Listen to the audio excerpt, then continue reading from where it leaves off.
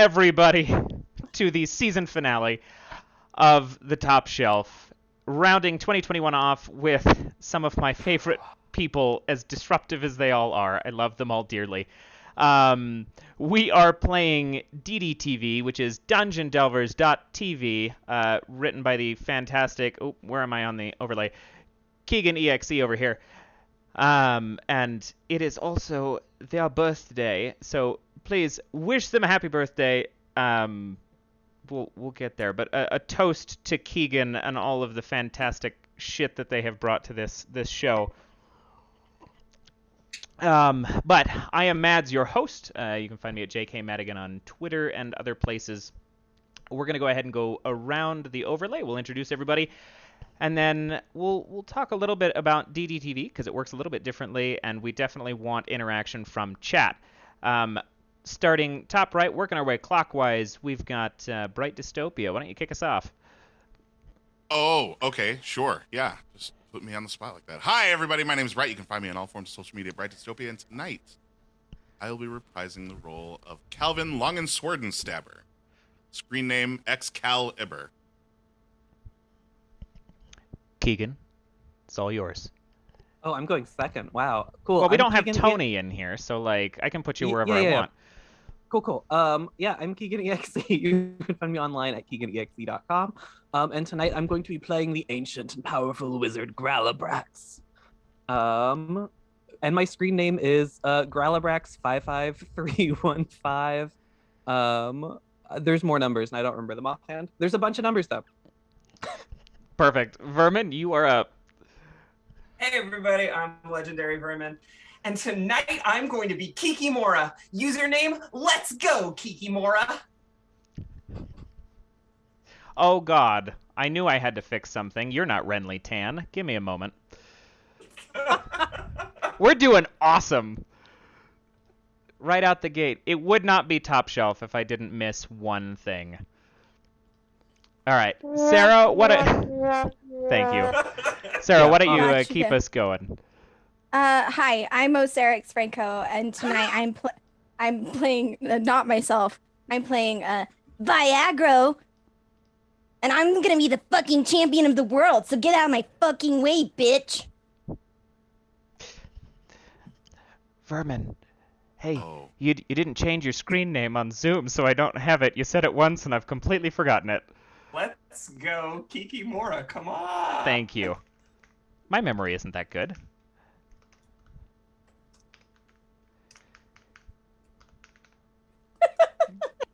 The typing across the screen. It's spectacular, yeah. Okay, so how tonight is going to work. DDTV is based on Down We Go, which are fantastic. Tony +1 is hanging out in the chat, which is wonderful. Helped write the game. Kegan then bastardized the game into this beautiful masterpiece. And it is in a world of dungeons and maybe dragons and other such things. But it is a good ways into the future. Where we have, Subarus and smartphones. And we have since moved past the necessity to clear out dungeons, and now we're doing it for Clout. All of these folks, part of House Hayes, are some fairly well-known, likable or otherwise, is up to you guys to determine by the end of this, but fairly well-known streamer crew for DungeonDelvers.tv. Because nothing is more exciting than watching people go dive into dungeons, kill things, and then potentially die themselves, while only really going at it for clout because all of the dungeons have been looted by this point so far forward into the future. Now, with that being said, there is a dungeon that supposedly has yet to be looted, directly underneath Neo York. In fact, to such an end that you guys are all provided an address to meet for the entrance to this dungeon. And on your way there, for everybody in Twitch chat, which I believe it should be this here. let me just that just dropped into the Twitch chat is how you guys can contribute to adjusting or changing the game for everybody via bits, as well as $5 donations in our good tables. Good things generally happen to the players with $5. $10, bad things gonna happen. So let's make Kegan's birthday something exciting, shall we? But that being said, you all walk deep into the center of Neo York to what was a construction site not a bit ago, to not see the entrance of a dungeon, but a massive, looks like a sports stadium, where an individual is standing there waiting for all of you. Has the headset on, clearly talking with people, got a clipboard, very, very busy kind of person. And they look at the four of you and they go, Are you House Hayes? You ready to go? You're late already. I'm so sorry. I couldn't get the change for the bus in time. I held us up. I'm so sorry. Yeah, it's fine. Come on, inside. And as they're kind of ushering you in, they hand each four of you like basically a waiver disclosure, filled with all kinds of corporate jargon and a pen, and it'd be like, I need you to sign these before we actually move through the second set of doors, but we gotta get moving since you are already late. All right, that'll be $50. Not gonna happen, but you can sign it anyway.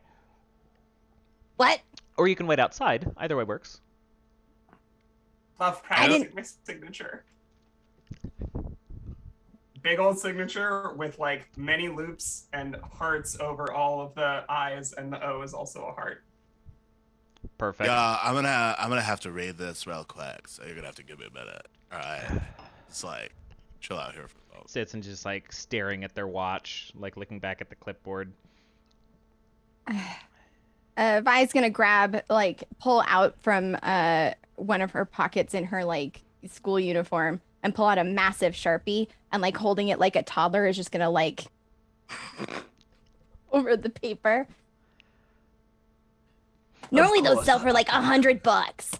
Yeah, well, it's not an autograph and it's not being sold, so thank you. And takes that back and takes the one from Kikimura back. Looks at the two of you.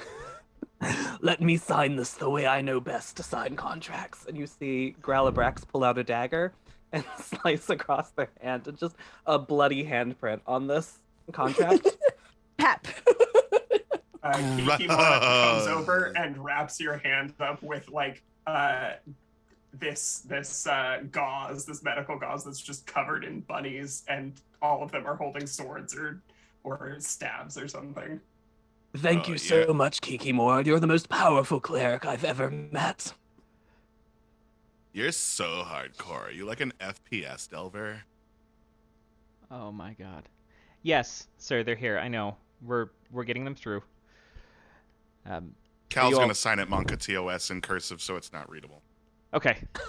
He does not give a shit, and he takes the paper back and files them all into the clipboard, and he's like, please follow me. And they walk you in. I don't really follow anybody, bro. I make my own way. Beep, beep, beep, beep. And does make the sound.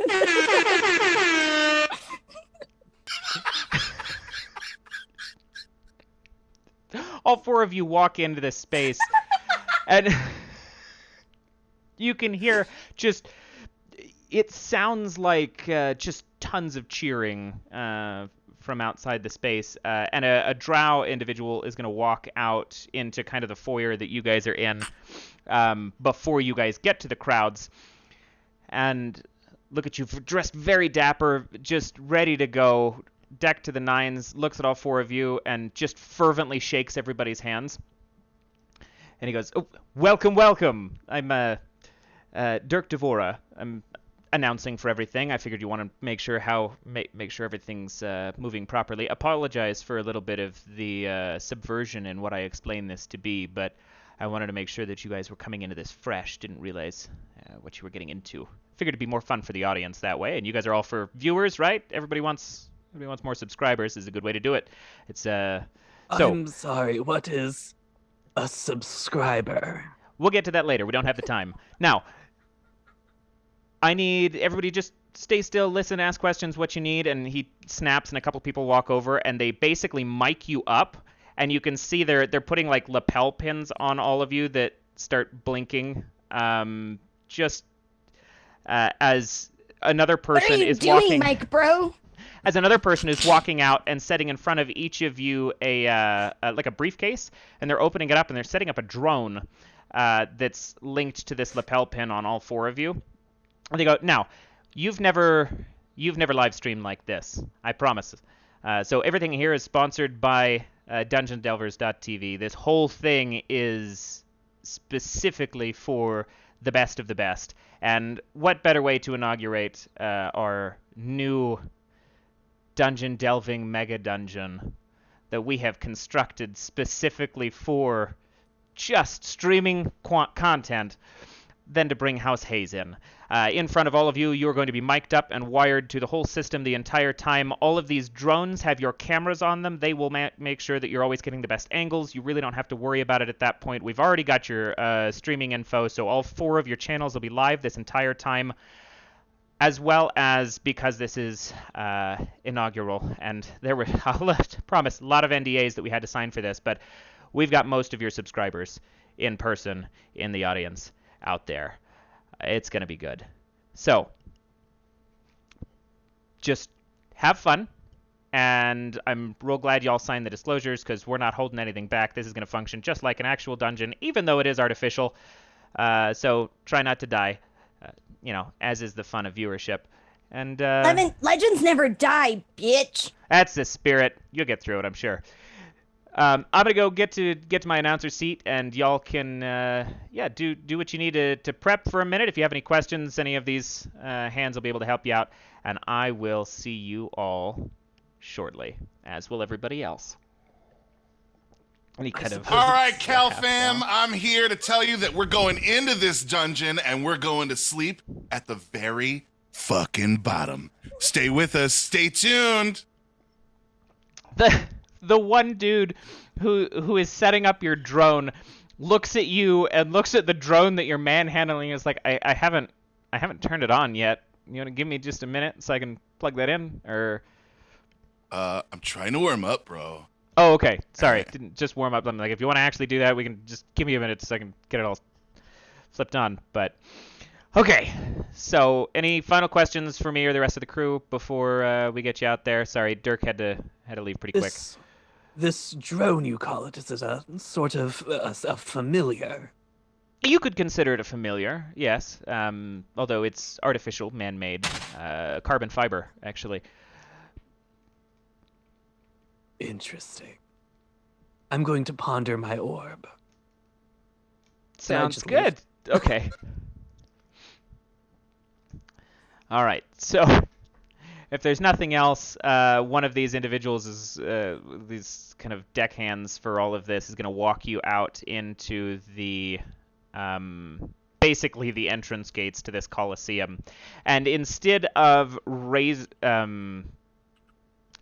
it opening up and outward, it starts to drop like an elevator. And from the screen in front of you on the closing, this room that you're now in as it moves down, a screen opens up the picture of what you're looking at in the stadium. And oh my god, I'm sorry. I did not just burp into the mic. That was totally sick, my dude. I'm like gagging already. What you see in, oh my god. This is how this is going to go. What you guys end up seeing on this screen is, instead of like the flat of a football field, the entire arena grounds is just a screen. And it's divided into 4 quadrants so that it can all be seen from the individual drones that are now hooked up to you. So they're actually watching you go down into the elevator. And from 4 different angles on this massive big screen. And there's just hundreds and hundreds of people cheering and excited and very, very ready for things. And over the intercom, you can hear, "Welcome, everybody, to DungeonDelvers.tv. I am your announcer for the evening, Dirk Devora, and we are incredibly excited to have House Hayes bringing the heat for our first dungeon delve into our fantastic, our magnificent, artificially created, first ever one-of-a-kind dungeon specifically for the show. And in House Hayes today we have... I feel... nope, I'm going to go for it. Viagro, Let's Go Kikimora, Galabrax 5533115569, and Excalibur. Get ready, put your hands together, and give us a warm welcome as they open up into the first room of this fantastic dungeon. Before we proceed and I actually open the doors, we are looking at genuine loot here. We have something down in this dungeon for these four that has never been uncovered. We did actually find and loot a dungeon that had never been touched, but we figured it was better Oh my TV god, so many to, words! was loot to ourselves. So if they can find this treasure, it's all theirs. If they die in the process, that's just good TV. And the doors open up in front of them, in front of the four of you, and you walk into... it looks like a dungeon. It definitely looks like pieces of it were carved and moved from a different dungeon. But you enter into a very large open space, four braziers, classic medieval looking tomb kind of space, with a door on the opposite side of you that is currently closed, and nothing else to be found other than the raucous sounds of loudspeakers inside this chamber giving you all cheers from your audience.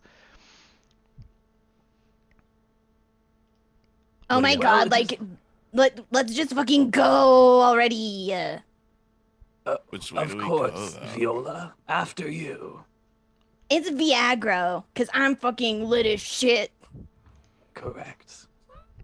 I'm just so grateful to be here with everyone. And she turns to her camera. And my subscribers, I'm so lucky to have you here. We're going to do something really, really amazing today. You can hear through the loudspeakers of this room that they have set up. Kikimora. Just like in like kind of crackly, like everybody's very excited. Via's just flexing. Okay, that's fair. All right, I'm going to let chat decide which way we go. Chat, which direction should we go in? Vote on your panels now. I'm going to get a signal down here, man. It's going to be real rough on the stream. The resounding answer, actually, from our genuine chat, because we got active participation, is down. It appears as if down we go. All right. Down to clown. Okay. Down to sleep. Down. Can we edit this in post? As you guys travel down, I take it, towards the first set of doors, the center block of this room depresses just a little bit as you step over it, and you hear a click as these four braziers just light up in massive plumes of fire, and small little fire sprites and imps start pouring out of them, and I need y'all, or one of you, to roll initiative. I'll roll it real fast. Okay. We got a 6. We're going first. Okay. Sounds good. So you are looking at, there are 4 of these little fire sprites and 2 imps flying around that have been birthed of this flame. It's not a particularly massive room, so anything can be, shot at short range, but it wouldn't take you much to close a gap melee-wise either. Sick. Great. I think Growlbrax is going to immediately raise their staff in the air, and I'm going to cast Fireball. Sounds good.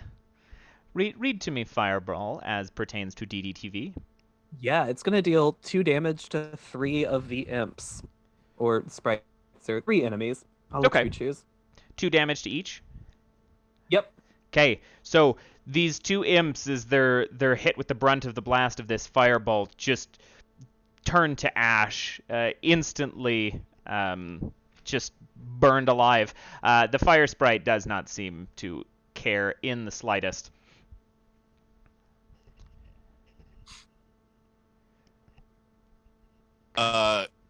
Excal, if he may. He's gonna hold up his stuffed animal, and from the eyes, little barrels are going to come out, and he's going to press the top of it and just spray bullets at the fire sprite. Fuck yeah. Is that an ability, or are you just attacking? I'm just attacking with as listed here, the SM-42 submachine gun hidden within my stuffed animal. Sounds good. Go ahead and roll some attack for me. That's going to be for the sake of D20. Is that champion in this, or would that be tech? Yep, it's champion. All attacks are champion. Okay. Yep. Everything but magic attacks, specifically. Fair enough. A 16. 16 will do it. What damage are you dealing? Oh, hold on. It's on the weapon, right? All weapons just deal 1 damage unless they say otherwise. Spectacular. Okay. That's what I get for skimming Yeah. the rules. All right. No worries. So that little fire sprite taking a hail of bullets, watching the lead melt to the floor as it passes through it, somehow still manages to damage it enough to just kind of evaporate it into the space that it was within. 3 fire sprites remain.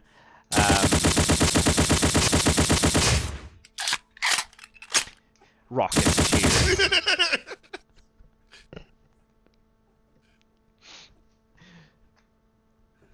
Who's up next? You want to go for it, Kiki? Yeah, I got this.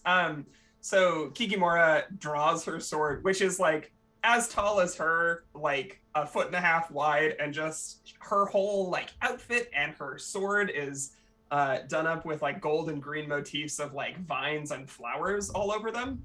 And so she just takes this big sword and she charges in and swings it at one of the remaining imps. Okay. Give me a champion roll. That's 12. 12 is just going to hit. So you take a hefty swing into this, and it once again just evaporates in the space that it was, leaving you down to 2. This entire time, Vi's just been standing, like flexing, like legitimately just like posing and flexing, me like, yeah, that's right. I'm the coolest fucking kid here. It's like the sickest thing ever. Come at me, bro. She's probably like 19 at the oldest. She's wearing like a sailor suit uniform. Her hair is dark with like bright green stripes in it. Very tomboy-esque as she's just standing there posing.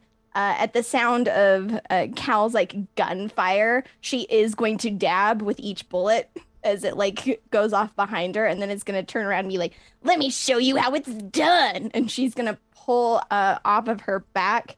It's going to look like I mean, it's a sword, but it just looks like janky as fuck. And she's gonna like go try to hit one of these things. Okay. So I rolled a 19 and it's champion, right? So it's a +6. Yeah, so definitely a hit. And as she hits, she's gonna just like scream out, "Get domed, you sub!" as she uses her subscriber sword on this thing and just tries to baseball bat it to space. Viagra deals an extra damage with all of her weapon attacks. Spectacular. So this fantastic magic sword that you take a swing with actually connects with the side of the creature as opposed to just swiping through it and killing it. And you send it soaring in a fastball pitch across the room as it implodes against the side of the wall. Again, the crowd goes wild.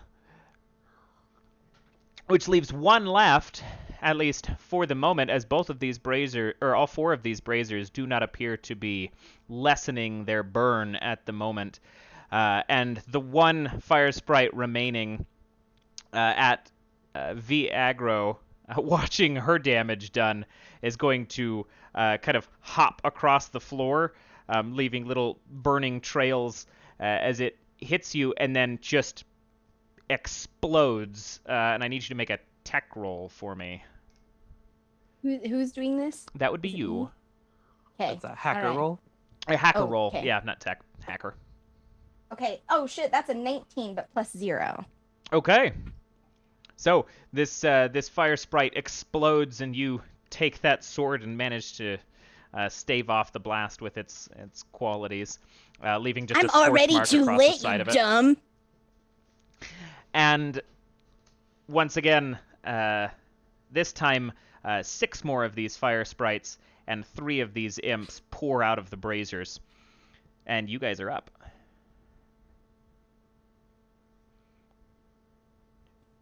This is Hey, gonna make it Grandpa, let's really do some hard. dope shit. If we must Viagro. And we see Gralabrax raise the staff carved from the wood of the first tree above his head, and I'm going to aim at one of them and just fire a bolt from my staff. Sounds good. Which will be a 16 to hit. Okay, are you attacking the fire sprites or the imps? I'll go for an imp. Okay. 16 to hit will definitely hit. So it big One scorch, damage. 1 damage. Big scorch mark across the side of it. And some exposed ribs and viscera showing, but the thing is still flapping around. Who's up? Bet that's not the first time the old man's worked at the behest of Viagra. And next cow is going to. There's a large blanket that he's tied into a knot, like a cape around his neck. And he's gonna like throw the cape back, and it's just kind of gonna billow for a second as he disappears. And he is going to teleport 50 feet using his ability Appear. Okay. He's gonna teleport over to the fire imps. I don't know how much action economy I have and whether that eats any of it, but am I still able to shoot after? Last time I played it, that seemed fine. Like it seems like Makes that sense to balances. me. Yeah. Awesome. In that case, I will appear in amidst the what's left, the sprites. There's fire sprites and there's imps currently. Okay. Yeah. Then we'll go for the sprites. Okay. And he's just gonna start a teleport and spray. Okay. Nothing personal. Right behind you, kid. Let's see. I roll a champion for this. Mm-hmm. Or does the no appear just happen? Never mind. A 12 for Ooh, against the fire sprites, just hits. nothing personal, kid. Oh, I gotta reload. Hold on. Die! Okay. Extreme Prejudice also sends shrapnel of stone and bullets that have passed through this little fire sprite flying all over the place. It's not great working conditions, but you were effective for goddamn sure. Who's up? Who's taking the I think next it's- swing? If we're keeping it in order, it'd be Kiki. Okay, get after it. Kiki is gonna go after. Are there still fire sprites up? There are currently 5 fire sprites and 3 imps still present. Because they are still Okay. pouring out of these braziers. I think Kiki is then gonna smash one of the braziers. Okay. Go ahead and Yeah. Is that just give me a champion roll. Yep. That's a 13. 13. Okay, not quite enough to do it. You take a swing, but these things are hefty. Which will bring us on to Viagra. no. This club can't even handle me right now, bros. And she's just gonna swing at whatever is closest. Oh my god, so 16 plus 6. Pretty 16. sure that hits. 100% it will hit. What are you attacking? Just whatever is Anything's closest. Okay. Literally the closest thing. And she's hitting it with the flat of her blade again, just like almost like a baseball bat as she hits it and then just pivots hard. There's like a moment where like the drone zooms in on her feet, and there's like that anime like grr, as it just like gets supersonic blasted against the wall with like a splat. She Fuck goes, yeah. haha, sucker. And she'll like spin the sword around on her hand, like super cool as she turns around. We'll take the That's imp right. out then, so we get the super fun, gory mess along the wall. Now, on their turn, all of these fire sprites are going to move around to basically get one within each of you. And one of them is going to detonate, and every single one of them is going to go off in this space, just causing a fairly large chain reaction of explosions. I need all of you to make a hacker roll for me. 11. Okay. 17. Okay. I think Kikimura like just deflects it with the wide side of her sword. Makes sense. That's a 19 for me. Very nice. 23 for Xcal as he pulls his eye blinds down and just kind of spins in various circles while the chain goes off. Spectacular. So you all managed to get out of the way of this blast. Viagra, you are taking 2 damage pulling the brunt of all of this. And then one of these imps, seeing Excalibur doing his spins, is going to try to capitalize on the opportunity and take a claw strike against you. Go ahead and give me another hacker roll, Excalibur. Oh yeah. Oh yeah. Uh-oh. 10. 10? Okay, that is a damage to you. You fucker. And Grailbrax, you are taking the next swing Great from the second remaining imp. Of course. Oh, right. I have to. Yeah. That's a 20. Okay, easily staved off. You've seen imps before in your back in the old days. Yeah. Grillback throws up like a archaic shield around themselves. Okay. All right, so now Sorry, an archaic shield or an arcane shield? I meant to say arcane. it's a really old fucking Close shield, it out, guys. Rose. We're hoping. It's both. This only works once. So, what? As these braziers erupt again, there are now 9 fire sprites in the room, and 4 imps. 4 imps total. Two more popped out. There are 2 imps still. Is there anything in this room that, like, what other objects are in this room? Is it just, like, flooding with these creatures? Or is there, like, I don't know, like a couch or something? Is there like a big faucet somewhere where we could just... There's one of those, like, graded park trash cans where they have, like, the ashtray in the top of it.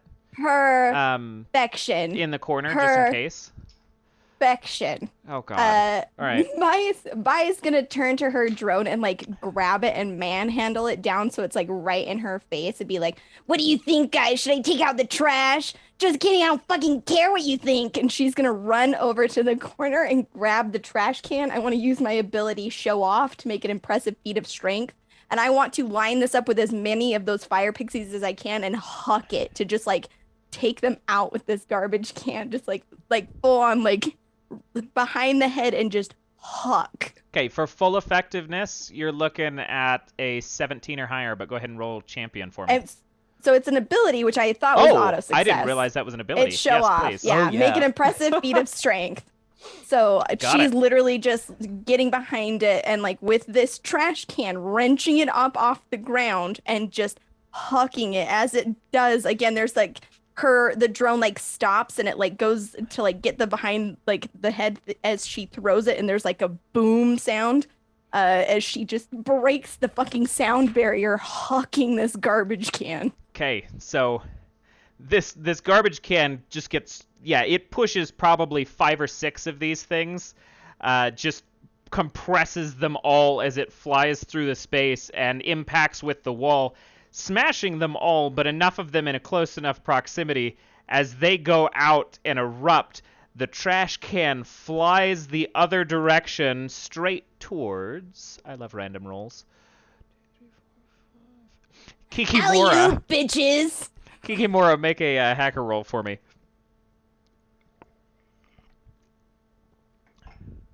A 9. Okay, so this lays Kikimora out for the round, just clocks her right in the side and sends her skidding to the floor as it fires off the wall like a rocket. But you're 6 fire sprites down. That's what I call collaborated damage. I'm really smart. Yeah.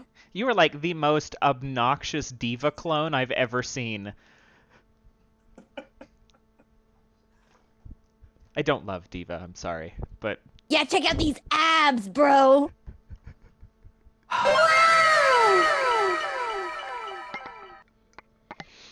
That's the Oh, sound goodness. that Kikimora makes when she gets hit by him. Mads, what do we have left here? Right now, you are looking at 3 fire sprites, 4 imps, all of which undamaged currently. And I believe Excalibur and you still have your turns. V's the only one who's taken a turn so far. Well, Kikimora got fucking clocked to the ground for Yeah. this turn. Got you. He is Okay, now twerking. in that case, I'm gonna see what Kiki went for, and I'm going to aim a staff up at one of the braziers and just fire at it. Okay.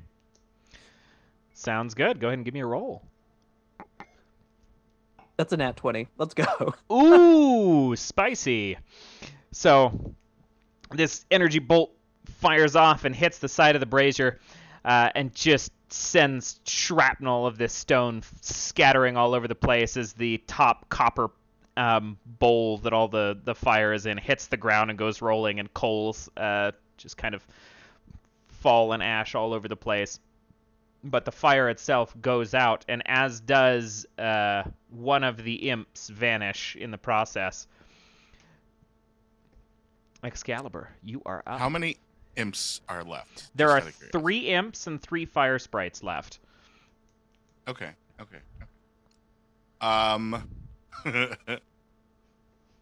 Excalibur, having teleported to the other side, is going to just like run up to one of them and get right up behind like let's say an imp. Or no, I was by the sprites, right? We'll Yep. get up behind one of the sprites and he'll pop off the fake eyelid that covers the center eye on his stuffy beholder, and he's gonna press it right up against the cheeks of this imp and just see you later, fucko. And he's gonna shoot a shotgun blast right up it and use his backstab ability Okay. to inflict 5 hits. Oh, absolutely. That thing is fucking gone. Perfect. It just evaporates into a spray of buckshot, molten buckshot, as it litters the space. This is... You hear the announcer being like, "Gunfire in small quarters is not great for everybody's safety, but it makes for goddamn good TV." That's an more incredible cheers. wand you have, Excalibur.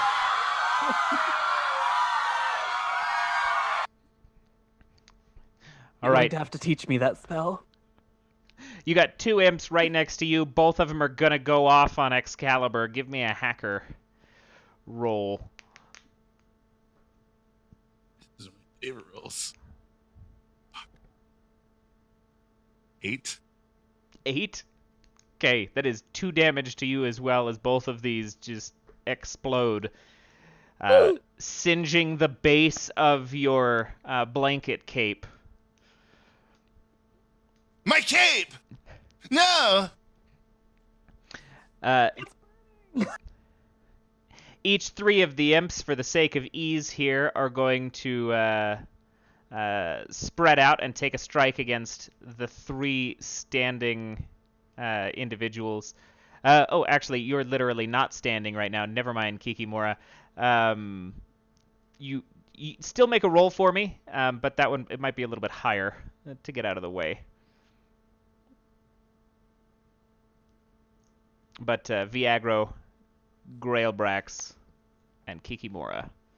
So we were making a hacker roll to not get hit. Is that correct? Yeah, the dodge hacker is getting out of the way. That's a 2. That's a 19. I'm untouchable. Standing? I mean, we're gonna narrate it that you're conscious at this point, so if it Cool. flies down, Okay. you can do the fun roll out of the way. 13. Okay. Yeah, you're golden. Yeah, Vi doesn't see. Vi literally was twerking, so she did not see the onslaught that was approaching, and she just like looked into the drone camera. It's like, I'm gonna make this dungeon my bitch.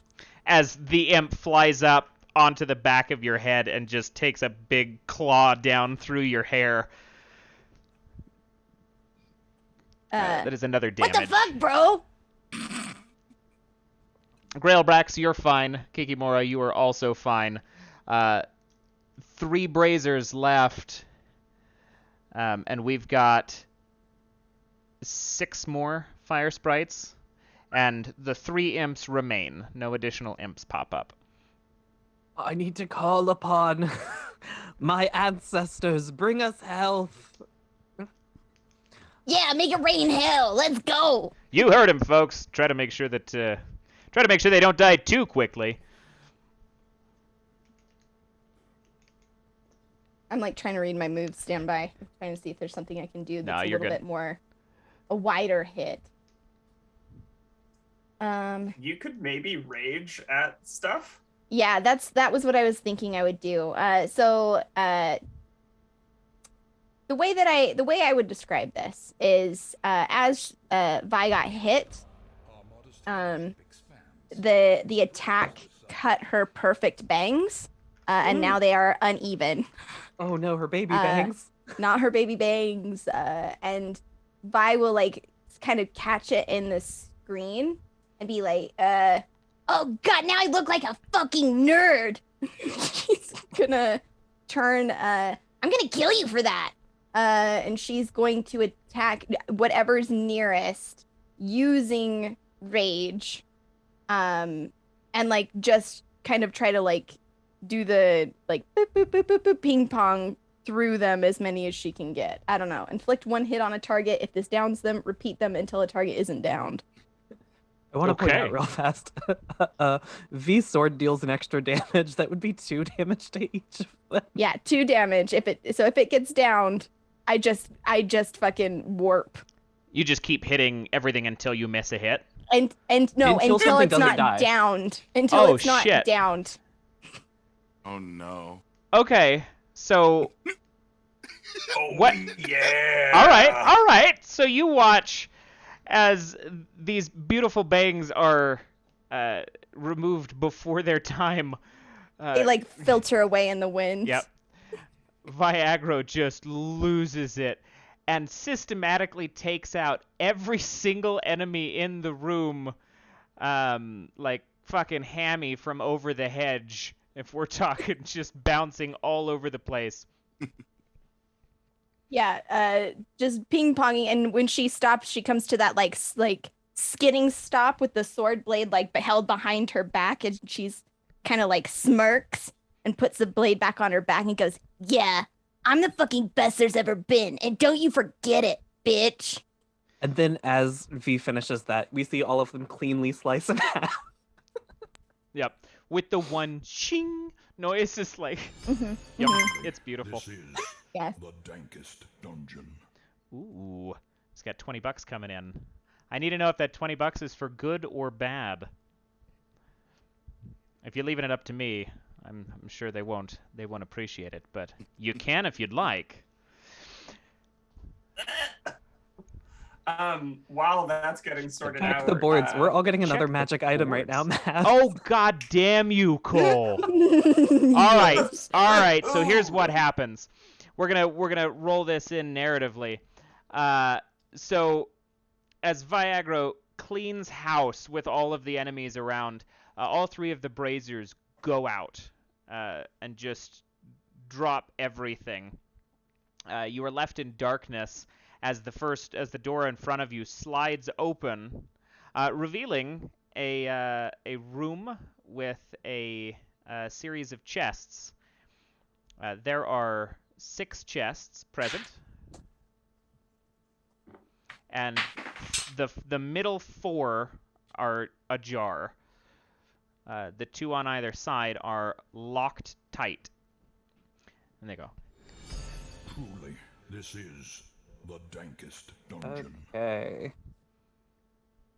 Before we go into that room, Kiki is going to she's gonna do a mix of healing on everybody. How much damage do people have besides me? Because I'm at full. I took 3 damage total. Also, So I'm yes. at 9 of 12. I'm at I'm 6 at of 9. perfect health. Okay, so then I'm gonna use one of my uses of healing to heal Viagra, and I think you get 2 health back. Sick. Don't worry, Excalibur, you're next. And I think what this looks like is Kiki just comes over and she's got these little like branded Kikimora scissors, and she just like comes in and fixes your bangs, and then puts her scissors away. Thanks, Kiki. I think that's pretty fucking rad of you to help me with my do. And Excalibur, you get a more traditional band-aid, but it is, again, like bunnies in dungeons themed. Oh, thanks. He puts the bandit over like the stab wound on his abs. This will be perfect. I'm just gonna place it right there. Awesome. Oh, so good. Okay, so So we have a room, 6 chests. How 6 many are chests. open? The center 4 are ajar.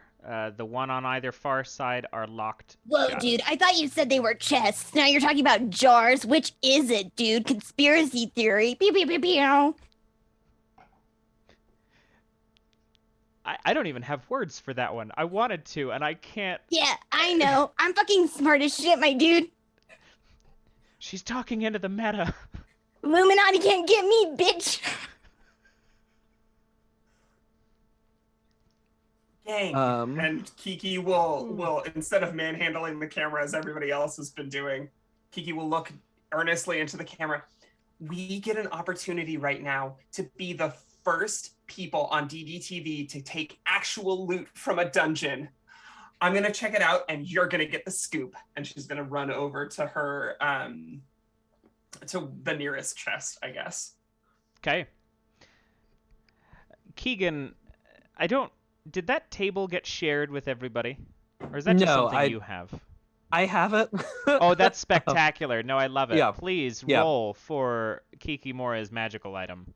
I already did. They are in the Discord chat. Okay. And I have tagged everybody on an item already. Okay, perfect. Phenomenal. Booty Clapper 15, thanks for donating the always secure Infinity Satchel to the stream. Let's go ahead and give VIP status to Booty Clapper 15. Thanks, mods. So what Kiki pulls out is like a very like a too modern for actually having come from this dungeon looking can of Crimson Drake Energizer, and it's in a dragon shaped soda can. Kegan, can you please play the bow bow bow bow for me? Yes. As you pull the drink out, that noise sounds and the announcer goes, "You've found our first sponsorship for the evening. This round of DungeonDelvers.tv is brought to you by Vita Energy Crimson Drake Energizer. Gives you higher energy, speed, and makes you immune to fire, so hopefully you won't die. It's a shame we put it after the fire room." We see Grailbrax walk over to a chest and push it open with a staff and pull out a Bluetooth-enabled Fitbit. A powerful timepiece. Superb.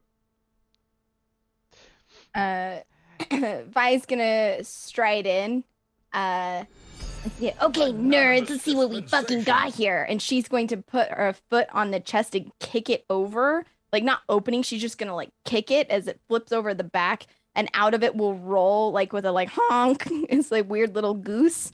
And she goes, what the shit is that? It's a camera goose. It's a goose with a camera for its head that will broadcast my channel to a downloadable app included with the goose. The announcer once more responds, as long as you can get it out safely, and a small little door opens in the ceiling of this room and your drone flies away. And then it closes up and this goose turns on. Honk. So you got 3 drones and now a goose waddling behind you. Vi's Great gonna walk goose over cam. to it. Can I pet him? Does he bite? He has a camera for a head. Yeah, no, Vi goes over and just picks it up, like, by the head and holds it as its little feet just, like, waggle. Oh God! It's just a camera for a head, For not a its camera head. like No, tied to its head. It's a camera for a head, and she just, like, Oh, picks no. it up and continues to manhandle this Oh, thing as if it were, no. like, something else. How does it This eat? This goose definitely laid the golden egg. Haha, it's my channel. Fucking subscribe for more quality content. Yeah. It's weird that it can't eat, but why does it continue to shit? What the fuck are you saying about my channel, bro? There's goose shit all over the floor, dude. That's... Wait, what? I don't think Yeah, your look behind. camera Look, likes he's being doing it touched like that. again. Is it No, look, he supposed to likes leak it. like that? He likes it. Why? Why are you shaking him? And with that, folks, I think it's time for an ad break. We'll be right back to see where they go next. But till then, we're going to lock them in this room so they can't proceed until we've had our capitalism. You can't lock me in. And we're going to go on a quick intermission for just a second. Take a 5. It's about 7 o'clock at this point. And we will return with DungeonDelvers.tv, The Top Shelf, and Kegan's glorious birthday here shortly. We got that one cold. Perfect. Welcome back, everybody. This is DungeonDelvers.tv, and we've got the Hayes House running through our handcrafted dungeon just for them to try to find some treasure that we appropriated from a different dungeon somewhere else. But it makes for good television. This is the Top Shelf. This is Keganexe's fantastic birthdays. I'm going to say it so many times it's going to be annoying, but this is Kegan's game and also their birthday, and it's a good time. It's nothing but chaos. And currently, they have all just collected from the second room in this dungeon a whole bunch of little gifts, as well as there are 2 locked chests within this space. And for everybody watching or just joining us, because I'm terrible at understanding how things work, this thing, and I'm going to put it in chat here, if you want to interact with the game, putting bits down for all kinds of good stuff can alter the game, allowing you to participate from there. But also, we get some good interactions regardless. It's a good time. And we need to know what you 4 are doing about those other 2 chests. Viaggro, can your new goose lockpick? I bet that Duke Duke can do anything it puts its mind to. Isn't that right, Duke Duke? Duke.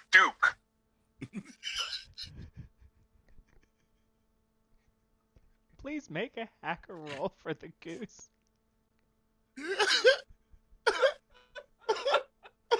I'm not shitting you. That is a 20. Plus 2. That's a 22. This fucking goose just fucking waddles over and just it doesn't it just goes Duke. and just slams its head on the chest and knocks it over. And the lock clicks open, and the chest falls open, and you hear... Oh, good lord. Was this the left or the right chest, Viaggro?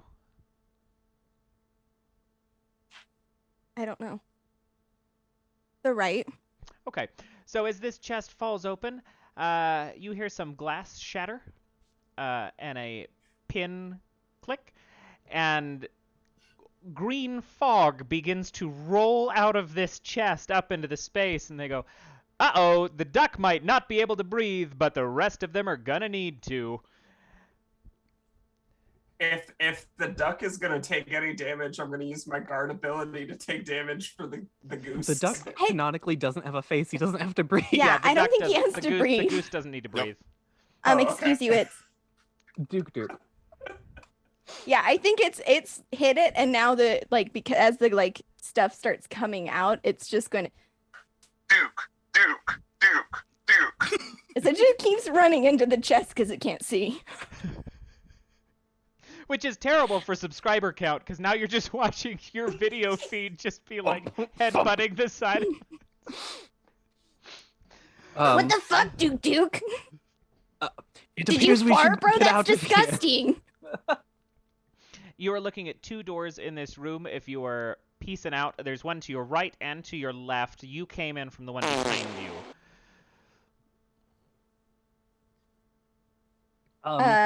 Should Go we for it. should Go we for it, get Kegan. the other door, the other chest? I'm gonna get your mom, and I'm gonna run over to the right. My mother door. died thousands of years ago, Viagra. It is too late to get her.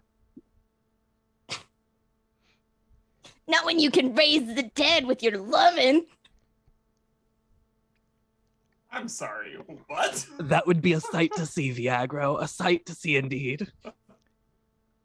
Viagra does a hip thrust at the door.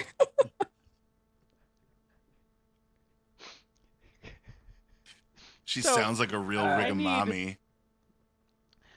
Oh, God. Okay, I need to know which door you're heading out of, and at this point, based on that conversation and the hip thrusting, instead of opening a door, I'm gonna need a...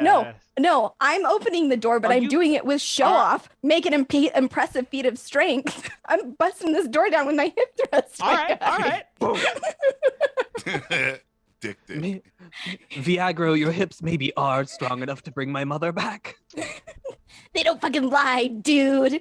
Come on, Duke. Duke. Right or left? It was the right door. Right door. Okay. So you walk through the right door, and in front of you, as you all enter the chamber, the door is shut behind you to keep the gas from spilling through. Fluorescent lights just click on throughout this space. Low ceiling. You're talking regular house size, probably a 7-foot ceiling, probably fairly low. And sitting in the center, floating in front of you, is a terrible visage of what you've all only seen in Excalibur's arms, but a terrible medium-sized beholder that's just kind of orbiting this room as it turns and its gaze stares at all of you. Oh Excalibur, my I believe God. I learned this from you. I'm going to raise a hand, and I'm going to cast Debilitate and make it sleep for 3 turns. Amazing. Okay. So this beholder very quickly just looks like it's getting angry, and then it just hits the ground with a soft thud, and all of its tendrils lax to the side, all of its eyes closed. Vi's gonna crouch down in front of Duke and do the do it to him pose and hold her chin, and she's gonna go, "It's gonna need more eyes if it's gonna be able to see all my greatness. Fuck you guys!" And she's gonna just turn and keep moving. Let us move quick. It will not be sleeping for long. Okay, so in this room you've got forward in front of you, or the right or the left. There's 3 doors that are new. Is there anything in the room while they're looking at the exits? I'm gonna swivel around and try to spot everything in here real quick. No, this room very deliberately looks like it was just designed to be an inescapable fight. It is an empty, sterile room that they've hit a beholder in. Okay. There's no stairs in this room, and I think that's weird. Don't you, Duke? Kikimora is gonna take out a plush merchandise copy of herself and like nestle it next to the beholder like a teddy bear before following everybody else out a door. Okay. This is just Excalibur in reverse.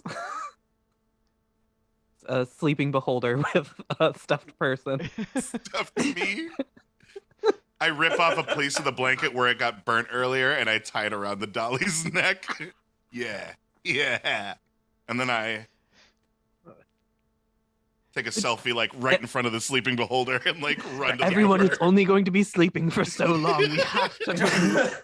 I just want to point out that that camera shot for like the drone is going to be drone, camera, you looking at the fucking drone. Meta. So good. All right, so which door are we looking at? Also, I'm rushing through the center door. Let's go. center door. Okay, as you piece through the center door, you just burst through them, and they shut behind you, and you open up into what looks like New York Times Square, but tiny. It's got like a sidewalk path that kind of winds through it for about 30-40 feet. You got a couple trees, you got grass, and you got a man standing at an ice cream cart. Just, kind of doing his thing, and then there's a door on the opposite side where this sidewalk would take you. Oh, hell yeah. 3 doors down to Ice Cream Town. Let's fucking go. Ice cream, that's my kryptonite. Yeah, well, my sponsor's cake. And Vi's gonna reach into from nowhere and just pull out a small cake and, like, turn and, like, get in front of Duke and go, if you are what you eat, you might as well be cake, and just take a massive chunk of it. I fucking love you. All of Hayes House is sponsored by cake. The cake. I have a cake. Thanks, by the way, Tony +1 for sending me this cake. As the announcer is eating ice cream up in the rafters. Can't have cake without ice cream. What? You can. You absolutely That was can. Fucking intense. You want some, bro? Right now. There's maybe definitely later. room for cake without ice cream in this world. Walks by.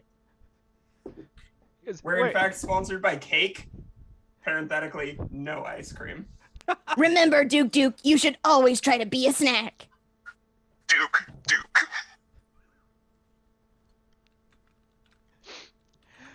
Oh my god, you guys. Okay, so you all just strolling on past the ice cream man then. No, we should speak to this man. He looks Signed just an as confused exclusive as me. contract. I don't think we can talk to him. Hi, Grailbrax, we're not allowed to eat ice cream on stream. Are we not?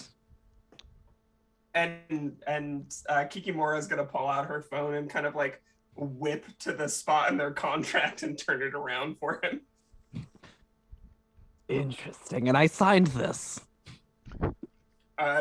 Scrolls down further and there's a scan of a bloody handprint. Interesting. I suppose we will not speak to this man of ice cream. You can talk to him, but you can't order anything, no matter how good it sounds. I suppose we should leave, then the temptation would be too great. But I have buttered pecan. Did you say buttered pecans? I did. Kiki is gonna grab Grailbrax by the collar and drag him away. He means pralines and dick. Bow, bow, bow, bow. Isn't that right, Duke? Scoops Viola by the waist, keeps walking. The goose is just chasing behind us. Okay, you guys just barrel through this rest area and make it to the next room, and within appears to be a small cemetery. It is quiet, mist rolls along the floor. There's probably 30 or so-ish graves, all marked, all look freshly dug. And some of them have brand deals on the front of the tombstones. But other than that, they look like tombstones. Now's a good time for us to remember our fallen comrades. House Hayes used to be a little bit bigger, and Haha, noobs, get wrecked. Isn't that right? Am I right? Fuck those guys. Hey, Viagra, roll a hacker. Make a hacker roll for me. Okay. I'm not very good at those. But she's so smart. That's a 13. A 13? Okay. Mhm. The announcer goes, or as you say that, an arm reaches up through the earth and grabs you by the ankle and pulls you with enough force that you just get like vacuum sealed into the dirt about up to your waist. And you can feel him continue to try to pull you down as 4 more of these creatures start clawing and climbing up through the earth. But you notice they aren't zombies. They are an approximation of zombies, but look a little bit like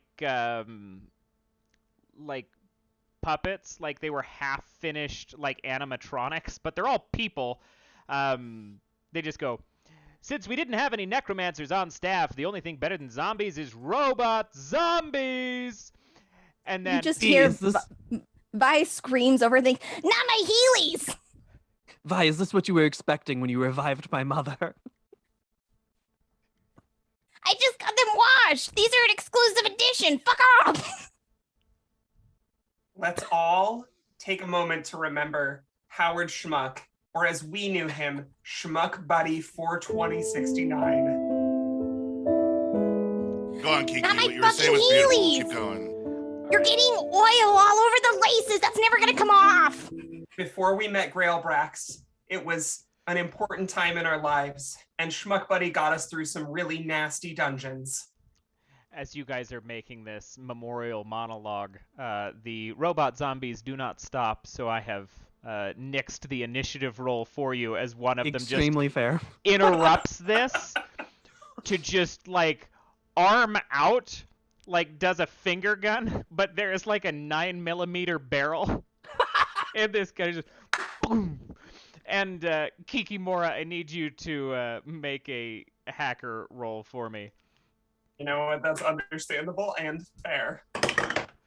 That's a 3, buddy. Nice. You take a shot, like, directly to the collarbone with enough fucking impact that it cuts off your speech. You're going to take a damage from that. And then the other 2 are going to rush you with mechanical amounts of apathy, just like full sprint, like fucking Terminator speed, at you, and try to tackle Excalibur and Grailbrax. I need hacker rolls from each of you. 18. Nice. 16. 16? Okay. Both of those were solid. So both of you, Grailbrax manages to kind of sidestep out of the way of its unending, and Excalibur, you you managed to just, like, the thing that I'm picturing in my head is like the bull rush, but with the blanket cape. Just as it rushes right underneath it. Thank you. Amazing. It is now on to you 4. I'm gonna jump in here. Cal's gonna dart to the far side of the room where the least zombies are, furthest from the nearest one. He's gonna pull down his shades and he's gonna start, like, moving the eyes of his stuffy. On the inside of his sleeper glasses, you see light shining out, like, from a monitor. And he's going to use his ability hack, and he's going to take over a networked item. Can I hack one of these robo-zombies? Ooh, that you may. All right, he's gonna get the one that's probably furthest from them and freshest. and he's gonna have. The one that was just finger gunning Kikimora? Yes, absolutely. Please, can you take that phrase back immediately and proceed directly to As soon as jail? I said it, I realized what I It's said. fingering Directly- Kikimora. We heard you. Directly to prison. I heard Directly. it and immediately There's was a about lot to of jump that on it. There's a lot of that stuff that happens in Kikimora's chat, and Kikimora is always like vaguely oblivious about it. Oh my god. Where Viola's showing feet. You're using fingers. Check it out, chat. We've got a finger gun. I'm gonna name him Finger Gun. You hear that, Vi? Is that a good name? Do you approve? Finger Gun. Hal, fucking hack that cumbot already, dude. No, you're right. It's gauche to call him Finger Gun. Let's call him something a little more creative. A finger blaster. Finger Blaster sounds much. I was gonna say Finger Bang, but I like Finger Blast a lot better. That's so good. The announcer over the intercoms is like, if anybody wasn't aware, this is an 18+ stream. Kiki bang bang, am I right?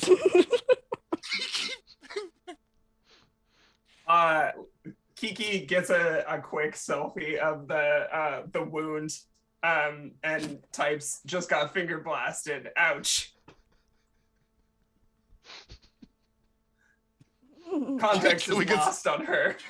Can we get some Context. F's in the chats for Kiki, but F for Finger Blast?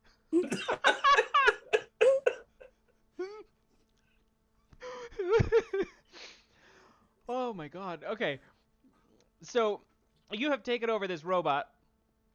Kikimora, Grailbrax, and Viagra, you've still got shiz to do. What are you up to? Viagra, you are still waist deep in the dirt. Bro, I don't do shiz. I only do 6'5" gods. Actually, Kiki will first. Will go first, and I'll use cleanse to banish a harmful effect. So she just slaps a hand on your forearm and pulls you out of the dirt. Absolutely. Amazing. So you... Me doing my cleric bullshit. Fair enough. Viagra, you are now up. And Raise me ready from for the action. dead, Healy mommy. And then she's gonna grab the sword off of her back, and as she hits the ground, just immediately spin and hit whatever enemy is closest to her. There is no strategy at all. She is just whatever is right there. Okay. All right. So closest enemy would be the one in the dirt. Okay. Yeah, just right over the top, bringing it down. That'd be 17. That'll hit. You do 2 damage. Yeah. Is it still up? You're not sure because it's in the dirt. You can't tell if that one's alive or not. He's gonna look over at Duke and say, "What do you think, chat? Is this thing dead or not?" F's in the chat if it's dead. Vote now in this poll, or else tell me otherwise, because I don't fucking know. And I don't care. And that's my turn. Okay. Sick. Behind me, I have this. And we see Grailbrax wave their hands in the air. They're getting the steps up on their Fitbit, first of all. But second of all, I'm going to cast another fireball and hit 3 of these Okay. for 2 damage each. 2 damage each. Okay. So, 1, 2, 2. Okay. Big, heavy hit. Magnanimous dispensation. Ooh. Very nice. While Thanks, that's Tony. happening, Appreciate I have that. a question. Is Grailbrax cheating on the Fitbit step counter like a thing that chat talks about a lot? Absolutely. My chat, so I'm not aware that my chat's there. But they're just shit talking me. Does Grailbrax's chat have mods? Absolutely not. Oh no. In case anybody wasn't aware, they're about ready to have some company. Better get rid of those zombies fast. Chat, you just recently elected for some additional monsters. Do you have anything in mind? And as you hear that over the intercom, as 3 of these zombie robots just get blasted, including Finger Blaster, they're all pretty injured at this point. But is that everybody's turn? I think that is. That's everyone. Everybody is gone. No, time out. I'm gonna try some bullshit. And I'm gonna see if you let it fly. Vi's gonna look over at Duke and be like, Duke, expose them, get them canceled. Duke. I want Duke to try and hack one of these zombies to like shut it down. He is a hacker. Ooh, he has a hacker stat. You gave it to Why me. the fuck did I give that goose a stat? All right. You were like, I elected it. Many Yeah, stats you as can. a base character. Yeah. So that is an 18. Wow. Okay. So Duke, as an arm reaches back up out of the earth and he gets about bust height out of the ground, Duke just fucking headbutts this robot, and you can see the light drain from its eyes as it just collapses into the mud. Oh yeah, this is sick. Welcome to Viagra and the Duke. Duke.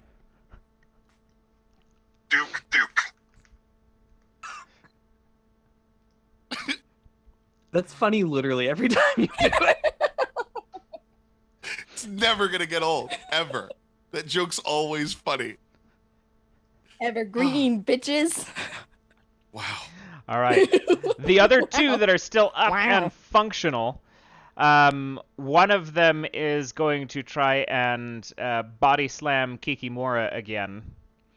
The other one is... Time out. Yes. I want to use one of my things to guard, which is in a reaction to take an attack for a nearby friend for Kikimora. Oh, yeah, they are nearby. Don't Is that do prior it. to attack Don't or do post it. to? Don't do Go- it. Okay, if you don't want me to do Save it, I it. won't. Okay, I'm going to save it then. Literally just rolled 20. Okay, I'm going to save it then. It is prior to an attack, though. Beautiful. All right, so I'm making an exception about eating sweet things on this stream because it's birthday stream, so it's happening. Sponsored by Cake! Cole, you can't stop me. Anyway, so Sponsored by Cake. thank you, Sarah. Cake. Do you want something light, fluffy, and covered in sugar?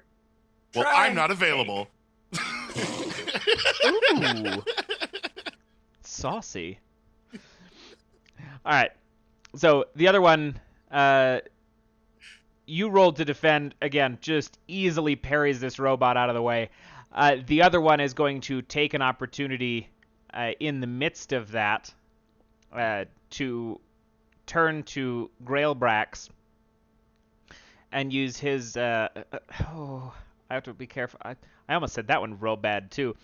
Is going to... He's gonna finger Grailbrax, I'm hearing. No. It's just... It got worse because the left arm is a shotgun. And he is going to take a close range shot to you, Grailbrax. Sting- So, Gotcha. So, Cool. Mads, that's like a whole fist? Yeah, one Whole would fist say, yeah. transforms? Yep. A fuck shot, if you will. That's a 4 for Grailbrax. Okay. You are going to take 4 damage as you see a huge fucking shell slide out of the side of this. Like, it basically, like, you watch the whole arm is hollow. Like, they have one shot. And you just see the shell unload and collapse to the ground. As it then turns to the rest of you, pretty convinced it's just offed one of them. And you hear the announcer. You hear the announcer, like, it doesn't look like it's intentional, but you can hear him fucking laughing, but like he's accidentally got the intercom on. Is it like that scene from Django where he like shoots the gun and the lady just like goes flying back through the door, but then old wizard guy? Pretty much. Yeah, you break through. You completely shatter the Pepsi branded gravestone as you get launched backwards. I think you mean the Vital Energy brand. This is very good. Yes. But the other ones are controlled. The other one is controlled right now, so it's actually back up to you guys. Vi's just going to bring her sword around and swing it at whatever's nearest and still alive. That is a dirty 20. Nice. Okay, takes a swing against the attack, against the robot zombie that attacked Kikimora, and just slices directly through it, clean in half. Get fucked on, bro. Duke. Get these nuts. And Duke's gonna waddle over to whatever else is still up. Duke. As clearly it's operating outside of its normal functions as a goose camera. And it's gonna try and hack whatever's still up. Okay, go ahead and make another hacker roll for me. Fucking hell yes, let's go. That's an 18. Excalibur, your video feed goes down as the one robot remaining, which was under your control, just collapses to the ground in a terrible crumple. I got sliced! What the fuck, dude? Hi, your stream fucking blows. Come over here to catch Vi and the Duke. Yeah, Vi's viewership just got, like, upvoted by 5 or 6%, and Excalibur's dropped by, like, 3. Excal grabs the hand of the zombie and puts it in its own mouth and pats it on the back to have it blow its own brains out. Nice. That's showmanship. I just want to say that while all of this is going on whatever the in-universe equivalent of Twitter is, the aggregate, which is of course Viagra's fan base, have been posting geese on all of like the biggest accounts. Just goose after goose after goose after goose. Duke the goose. Terrible Get amounts fucked. of spam on anything that's not House Hayes. Yeah, basically. Superb. So, as this happens, the cemetery falls still again, and the announcer Oh, did I goes, kill the zombie? Oh yeah, he's gone. Oh, Shut him sorry. down. Thank you. You're welcome. The announcer goes, "Don't think you were done yet. Because while you guys were having a party with some zombos, our chat has decided what you are facing next, and boy, it is a doozy. You've heard of a luck dragon before, but have you ever fought an unluck dragon? Get ready, because you're about to have a bad time."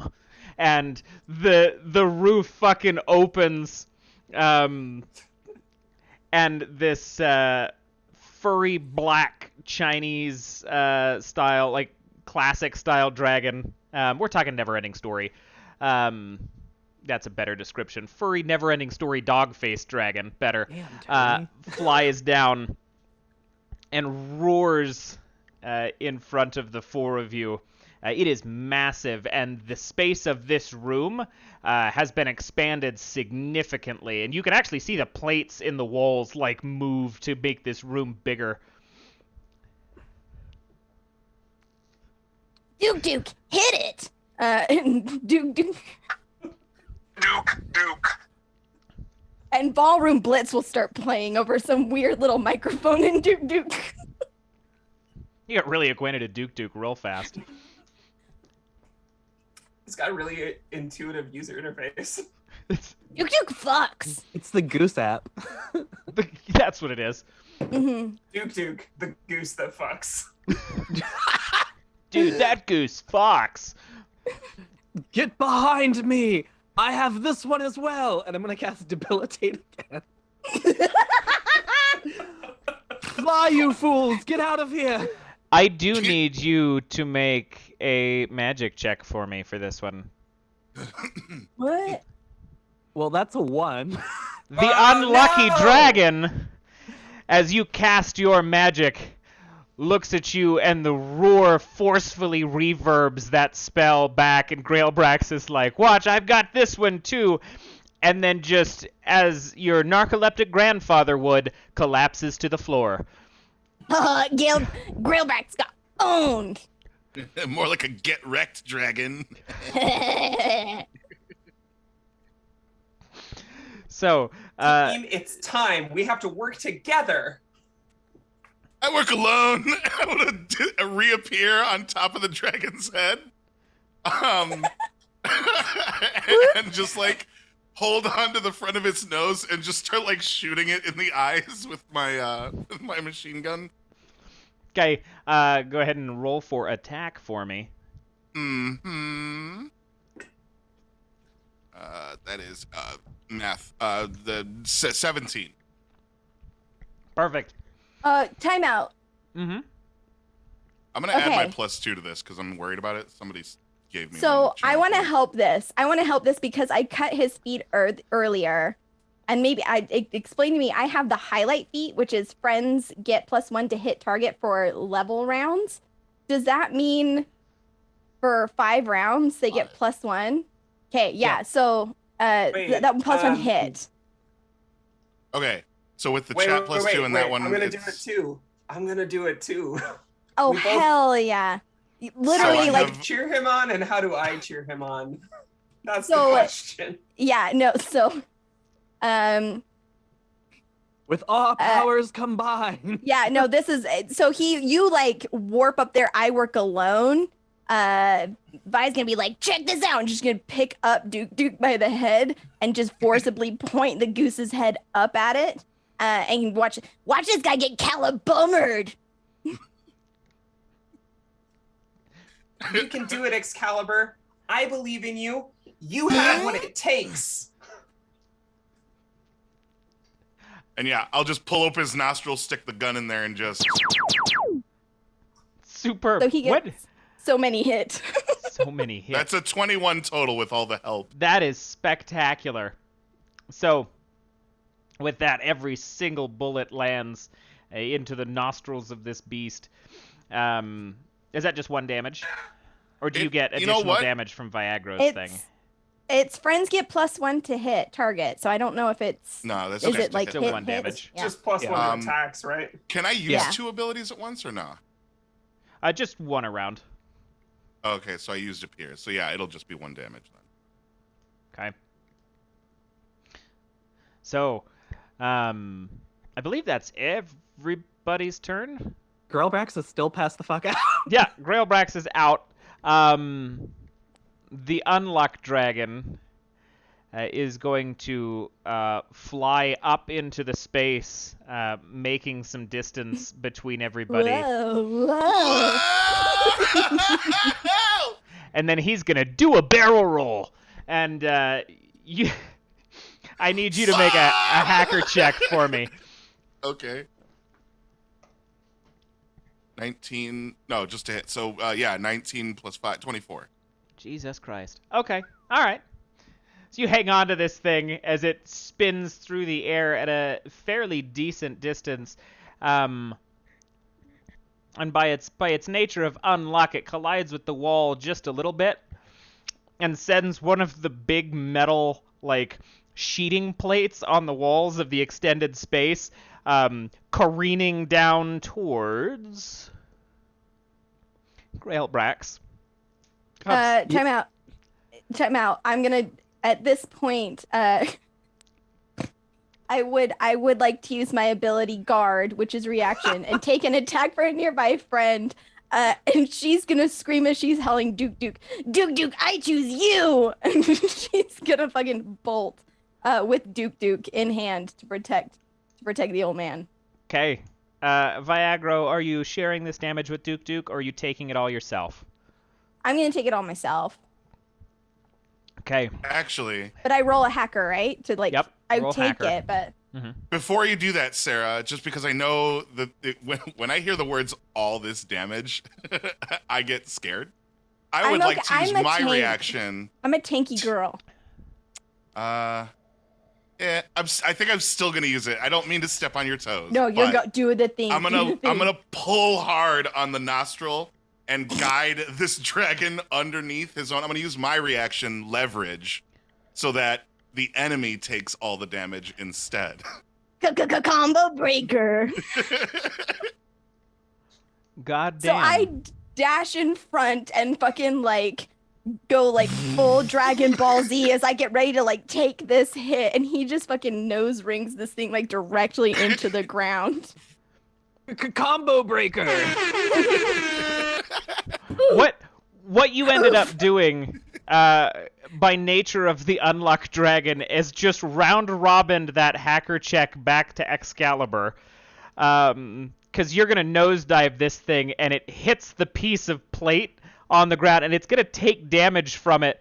But the impact is going to send shards of a fucking cemetery stone, like, shaving up backwards like a meteor landing into the earth.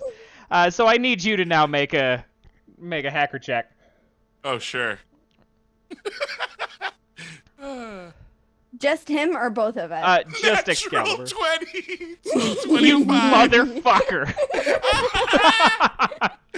So instead, he jumps off as it nears the ground, and this thing flies over the jagged thing, and it just rips its belly open, leaving dragon entrails all over the dungeon floor and showering my 3 friends while I land cleanly. Except there were no entrails. As Because sparks it was a fly, robot. as sparks fly from the center of this unluck beast. And we are back to, I believe, top of the round. Is the dragon still alive? The dragon is still alive. Okay. Oh my god.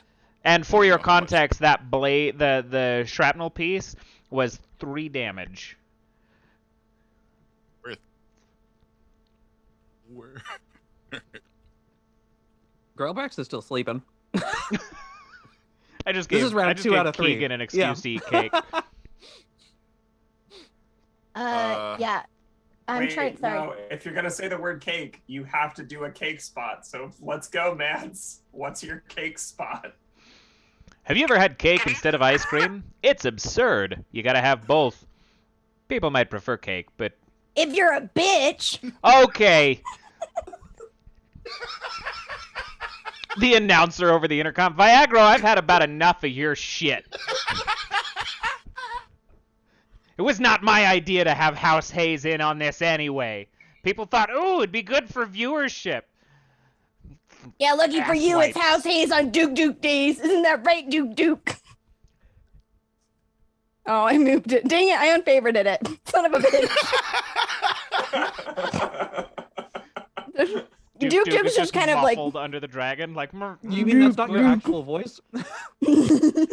Welcome to the Saturn Duke Thunder Duke, bitch! Duke. Home of Duke. Doug Dimmaduke. Dimmaduke, owner of the Dimsdale Dimmaduke. Yeah, so what's happening? It's our turn then, I It's think. your turn, except for Kegan. Yes. Okay. Sorry, I'm choking on cake. Now you gotta do a spot. Cake after dark. You ever choke on cake and you go so fucking hard? It's cake. Oh. Oh. No. I'm Okay, gonna there's- say it here. This is my favorite stream ever. I live here now. Birthday, bro. Okay. Okay, no, here's what's gonna happen. This is what we're doing. Okay. Sorry. Yeah. Every once in a while, Duke finally like turns around, and Vi is just like shoveling like handfuls of cake into her mouth, and just like getting those like mad sponsor dollars because she's fucking pro as fuck. But she is going to run at the dragon with her sword. And what she's running, and if there are any remaining tombstones, she's gonna like jump and like step over them and then launch up off the top, do a front flip, and bring this sword down, like trying to like just stab it straight through this thing's head. Okay. That is a 19 plus, what is that, 6? Ooh. 6, yeah. Yeah, baby. So two harm. 2 harm. So And then Actually, Sorry. it's +7 because I am That's highlighting right. the target for you. That's Wait, right. That's what? right. The highlight lasts for me 3 3 rounds. rounds and for Vi 5 rounds. And what does that do for you? Sorry. Gives It's you a a +1 to attack. to friends. Oh, okay. Got it. Which I assume excludes self. Otherwise, it Yeah. would be a +2. Yeah. Okay, perfect. Yeah, and then she'll call down sorry. Sometimes I think dumb shit and it happens, and so here we go. Duke Duke, form of an ice goose. Duke. Duke Duke is gonna try and like attack this thing with its ice cold gaze that doesn't understand context. That's a 15. Just barely hits. Fuck yeah, it does. Well, because it's Duke Duke, highlighted. finish So it. Go ahead Yes. and go ahead and make a hacker check for Duke Duke. that's another 15. Okay. 13 plus 2. And make a hacker check for yourself. This is narrative. I'm not just making you suck damage. That's an 11. Okay. No, it's a 14. That's a 14. Still just below what we needed. So what ends up Ow, happening son of a bitch. is you plunge this sword right through the center of this this creature, and Duke runs up and headbutts it just before the thing short circuits, and all of the electricity is routed through that sword, and you get fucking electrocuted. Yep. Which would be 2 points of damage to you. Okay. That's fine. As it you shouldn't have done this. As this happens, Vi's head's gonna just fly back and her eyes are gonna like light up with the electric charge, and she's just gonna scream, "I feel alive!" And I'm actually going to use one of my things, which is instincts, avoid damage from a non-enemy source. Okay, fair enough. Hell yeah. She's I'm tiny running and out of crazy, moves, but y'all. she's effective.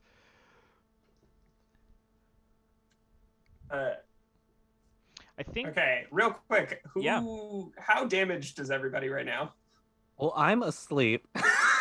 I don't care about you. You haven't I'm been attacked good. in a minute. I'm Yeah. still only technically one down, one hurt, because I just negated that. Feeling pretty Starfleet Voyager. I'm 7 of That 9. means nothing to me. Yeah, I also I'm did not s- understand that. I'm 7 of 9. I'm 4 of 6. Oh Okay, my god. I'm gonna go ahead and Kiki is going to cast heal, and she's gonna turn to her camera and say, "Hey, I need somebody to send us bits right now so that we can airdrop some healing, please." And then of course she gets the bits, and then she just takes more stuff out of her first aid kit that she's been using the whole time. But it's the extra special, like, sponsored first aid stuff, and you both get a point of damage healed. Oh hell yeah! Is the dragon's Dunzo? Barely hanging on. Yo, Cal, can you bring down douche this unmagic dragon so we can get over this? I got another sponsor spot I gotta do.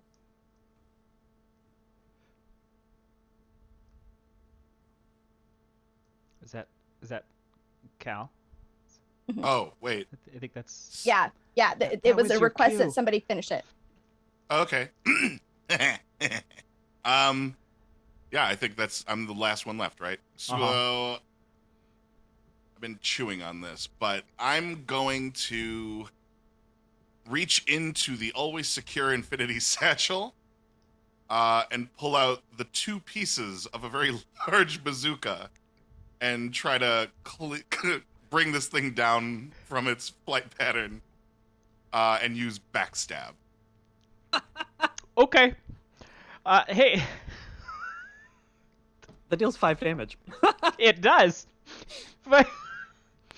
Viagra, as you have just wrench your sword from the top of this thing's head, a very large ballistic ground missile collides with the side of the beast, and both the missile and the beast explode. I need another hacker check. Hack From the me or Vi? planet. From me or Vi? From Vi. Here we go. The one. That's a can feel it. 17. I Ah. was afraid. I was afraid. It teetered. Very good. It Okay. teetered. Please, since Viagra is so expressive, how are you getting out of this explosion? You know, Mads, I'm actually really glad that you asked, because I find that Vice, her true power is in her unspoken grace. Truly a master of all she perceives, and really humble about it as well. You know, there's a quiet power to this woman, this young woman, as she embarks on her journey of self-discovery with her companion, Duke. No, bro, she fucking backflips off this thing. She uses the electric charge, and as this thing comes in, she just launches like backward, like kicking down on this thing with that like force. And again, like very anime style, like she like pushes down and backflips up in the air, flipping the bird as she does so, as Duke like little camera head like follows her trajectory. And she lands perfectly and goes, "Yeah, pretty sure I just came."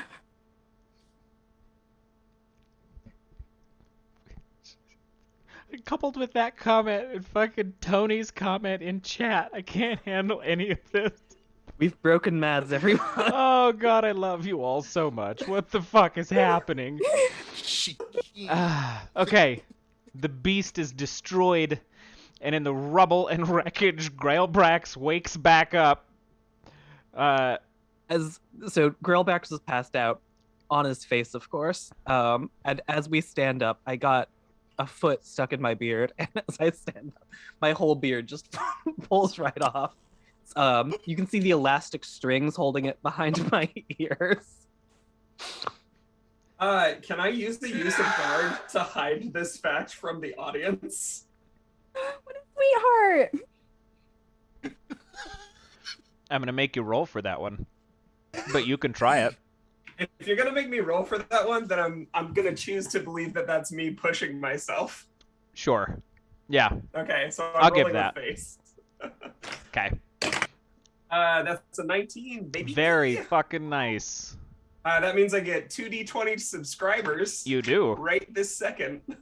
That's the power of friendship, baby. Holy fuck. 30 extra subscribers. That puts me over 100. God damn. Oh, wait, no. That puts me at 800. You're way over excuse 100? me. Put me over 100. Oh boy. Sorry. 800 subscribers. My first 100 subscribers. Oh shit! Oh fuck! Oh shit! Ugh. Fuck. And that she's holding the sword, like, to block the camera. You got it? I'm good. Thanks. Okay. Oh, that was such a good sleep I got, whippersnappers. Hey, my Dukers, remember, why bitch when you can whine? Our new sponsor is wine.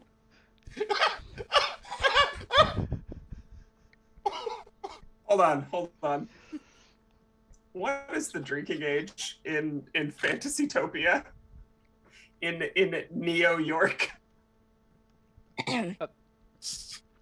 Dude, my mom's from like Chicago, France. I can do what I want. Chicago, France. Laura's gonna slap the shit out of you if you're drinking underage. Ooh. How old is Of course Viagra? she is. Mom friend energy. She's 19. Okay, yeah, she's fine. She's fucking fine. This place functions like Oh. Germany. You can eat drink when you're 18. Okay, good. All right, so the dust settles. Grailbrax's terrible secret has been avoided Saved. being discovered. Yeah, saved. And you see the room kind of recess back down, and 2 torches light up on the other side where the door is opposite you. Listen, I don't know about you guys, but I'm ready to fucking blow this popsicle stand so hard. I hate it here. And I'm pretty sure my sub count is suffering. Plus, Duke and I have a really important sponsor meeting that we need to get to. So can we, like, fucking go already? 1 second, V, behind me. We need to know what's in this room up ahead. And I'm gonna go ahead and cast poll. Which... So, just for you, Mads, yes. I'm going to ask the actual people watching the stream currently, what's in the room ahead of us? But Look at his face go! Somebody clip that. Oh god, Tony's in the chat. Well, no, Tony gave me the unlocked dragon. I'll allow it. Yeah. Hey everyone. Give us a minute here while we figure out. Cole did. Nope, a very, Cole very already sad called it. ball pit. Okay. One sec. So we take a few answers here, and then I roll to see how many of these things are true. Okay. Okay. So let's keep going, chat. We got one item in there. Okay. Whatever Mads wants. That's very fair. Mads, what do you want? We'll add that in. Oh, that one. That whole space was gonna be in Indiana Jones Boulder Hallway. Okay, so Indiana Jones Bowler Hallway. We have a very, very sad ball pit. I just thought of a way to make this a very, very sad ball pit. Yeah. Pretty sure very, very sad ball pit is my sister's boyfriend's name. Haha. Excalibur, are they all blue? Is that what it is? No, Does he said Indiana Jones, so it's like, oh, that's not a ball pit. That's death. Now that's Cool. a ball pit. So I'm gonna go ahead and roll here. So I got a 3, which means I can choose one of these things. So I'm going to choose one thing a viewer said and declare it's not true. And I'm going to declare that it's not an Indiana Jones ball pit or an Indiana Jones hallway ahead of us, which leaves us with just a ball pit. It's And actually a water slide. it's a water slide room. It's a water slide room that I think goes down to a ball pit. Okay. It's like a dash con ball pit. Amazing. Amazing. Okay. Sounds good.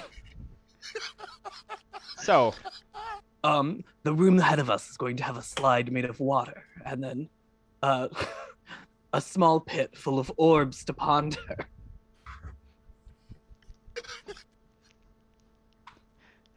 What do you mean Proceed fucking carefully. ponder, bro? Just one big plastic ball.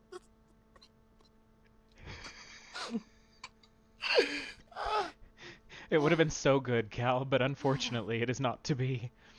So, Graylabrax, I need you to level with me. Are there books in there? Not that I've heard of. but Oh, there thank still could God. be. That's my one weakness. Interesting. are you guys heading through the room? Yeah. Yeah. Okay. Vi's gonna look up no. at the announcer, like try to find like a camera in the corner, and be like, "Fuck you, you ice cream eating bitch!"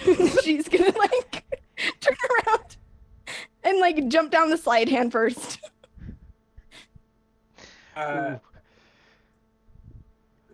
Kikimura's going down the slide feet first, and just barely gets her feet crossed in time before the camera pans in front of her.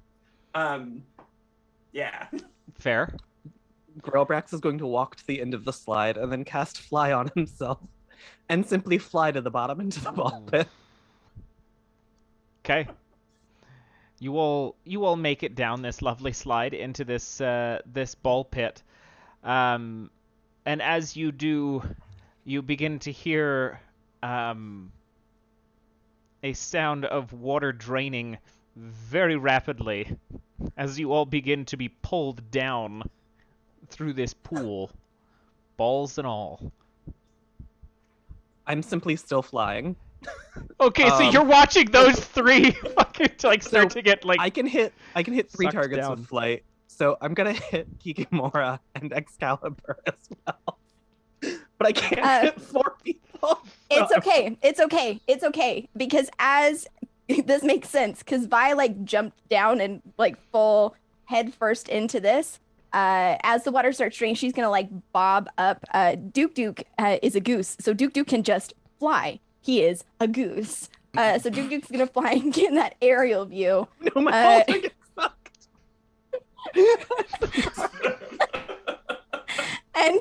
And Vi is going to scream up to the camera, "Oh my god, this reminds me of my mom's 4th bachelorette party. There were way too many balls and it was a real bummer." Wow. We're there. There it is. We've been there for like an hour. Yeah. There it is. By Viola, confirmed. Like, I guess, let me see, do I have anything that can help with this? All of the shitheads on Reddit are now posting like bi pride flag, like really shitty memes of Vi. Yeah. It's an Don't old forget. school meme of Vi's head, but the like bisexual flag behind. And it's very pixelated. It looks like it was done in like 16-bit, and it definitely is supposed to look like it's waving, but everybody agrees it just looks like Neapolitan ice cream, but it's all berry flavor. And it's hashtag Vibin, like VIBIN. Yeah. Yeah. Vi's gonna try and just like get the fuck out, I guess. Like, I don't know. There's a bunch of balls. I could simply cast flight a second time, I suppose. And It's no, dude. It's okay. You live your Cool. best life. What do you want me to do, man? I'll do it. Cause I'm Vi and I'm fucking baller as fuck. All right, so You put a baller in a pit of balls, you dumb shit. So sorry. no, you're not. You fucking liar. you There's have no remorse in this room. no, Lack God, of no. Sleep has affected your girl. You've got 2 Oof. options, Vi. You can either try to climb up and out, or Mhm. you can go down. Down we go. Shit. It's actually in my canon that I always go down because I'm hashtag that kind of hero. She chose down. Batman who? Way the only way out is down. Vi goes down so hard. Okay, Brought to you by Down We Go. so Bite goes down. you dive. Somebody clip that. You dive down, and Mhm. you are left in a cool room, dark and alone and all wet, and you're not sure quite where you are, and the 3 of them are all still flying to where, I mean, the water's gone at this point, and so is Vi. Should we look for her, or should we simply just keep flying? As a note to you, there is also a should go door down with across her. the ball pit. Then down we go. And down you all go. You find Vi. I'll give Vi a sec, actually. What are you doing? It's funny you should ask. As Vi stands alone in this cold, dark room, she contemplates her life and the decisions that have led her here.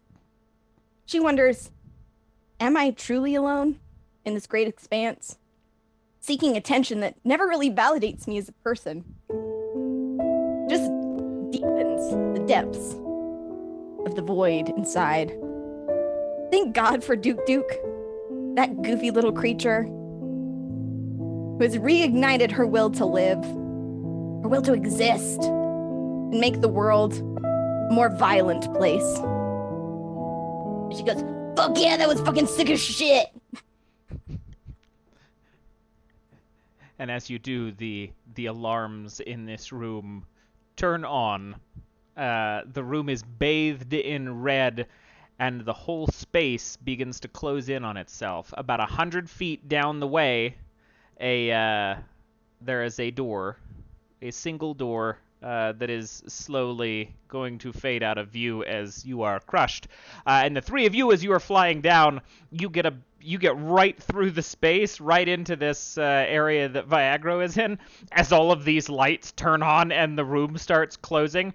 And Yeah, about that, boss, I'm gonna use my thing, and I'm gonna do show off as Vi goes, "Oh fuck yeah, this is my favorite song. I'm bouncing off the walls again," and she's going to just hold this fucking trash compactor open, and it's my ability to make an impressive feat of strength Vi's just gonna fucking hold this back so the door stays open.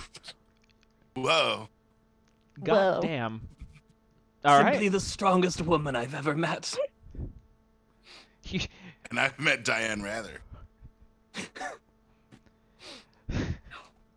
Spectacular. Okay, this is too good. I love this. So you all make it all the way down to that hallway as the trash compactor is held open. You could hear the gears straining against itself, trying to crush Viagra as she just kind of walks along, making it to the end of the hallway with the rest of you. As you open the door and walk through, the door behind you bars itself shut, and then the door itself closes, and torches illuminate a large circular space slowly as the announcer says, "Well, son of a gun, they've actually made it down there.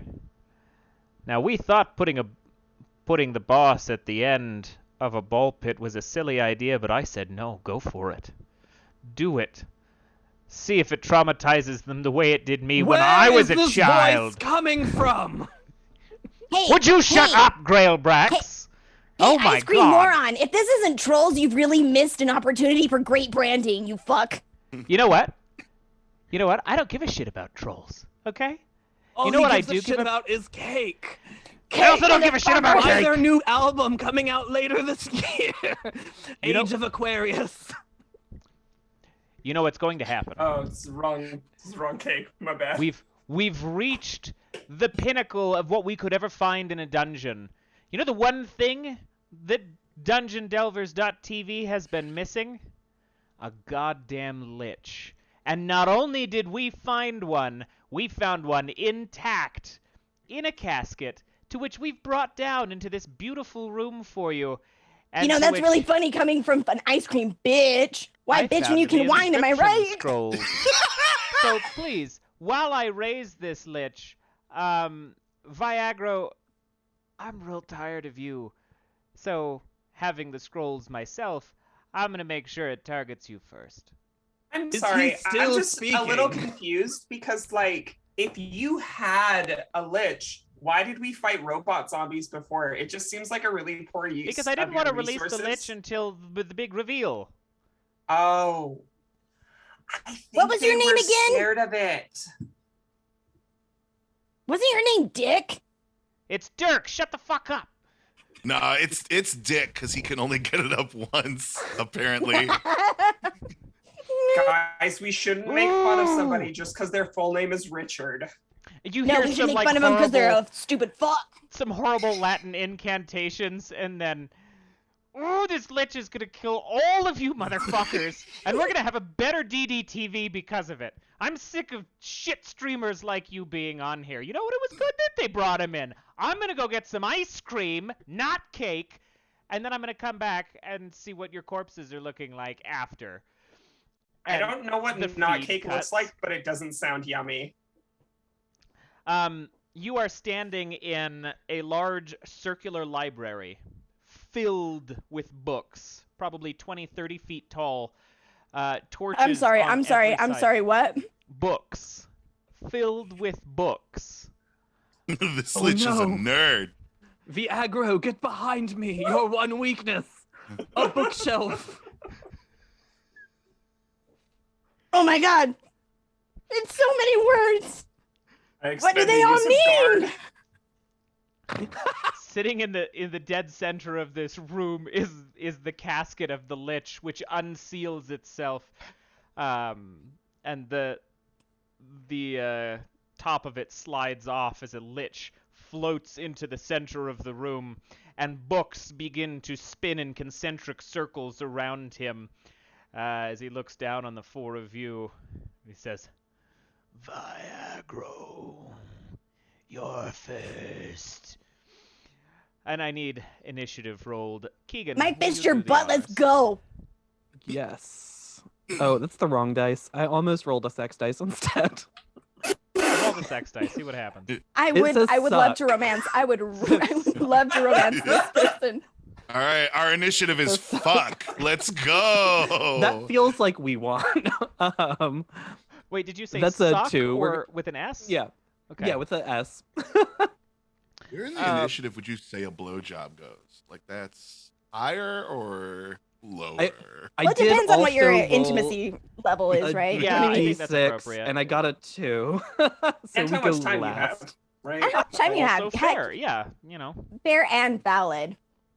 Oh, but Okay, for the sake of body this, part we'll go with is 2. neck, if anyone's wondering. Okay, so that sounds like vampire Oh, bait. so like a hickey. Yeah.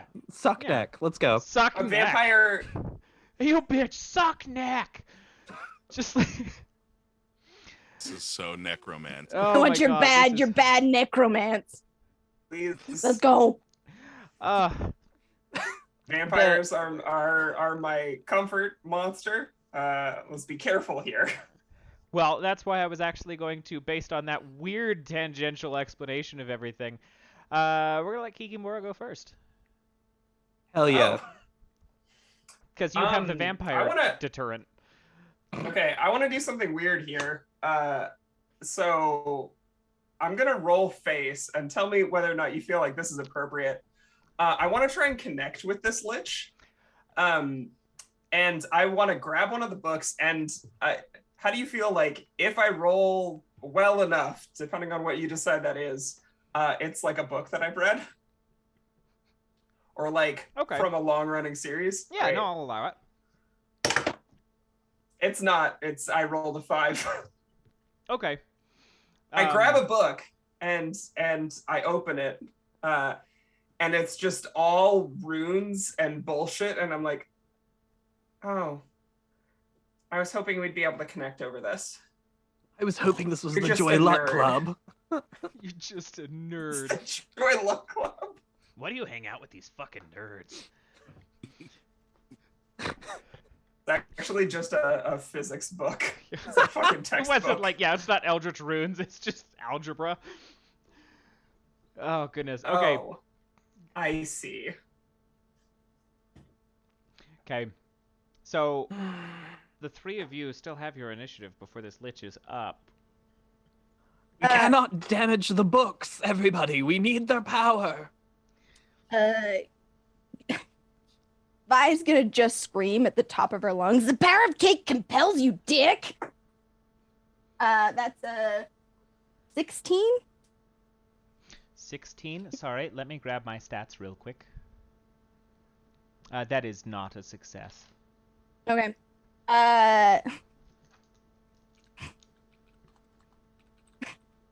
And then she's gonna turn, look at Duke and say, "Geese go to heaven, liches go to hell, Duke." Duke.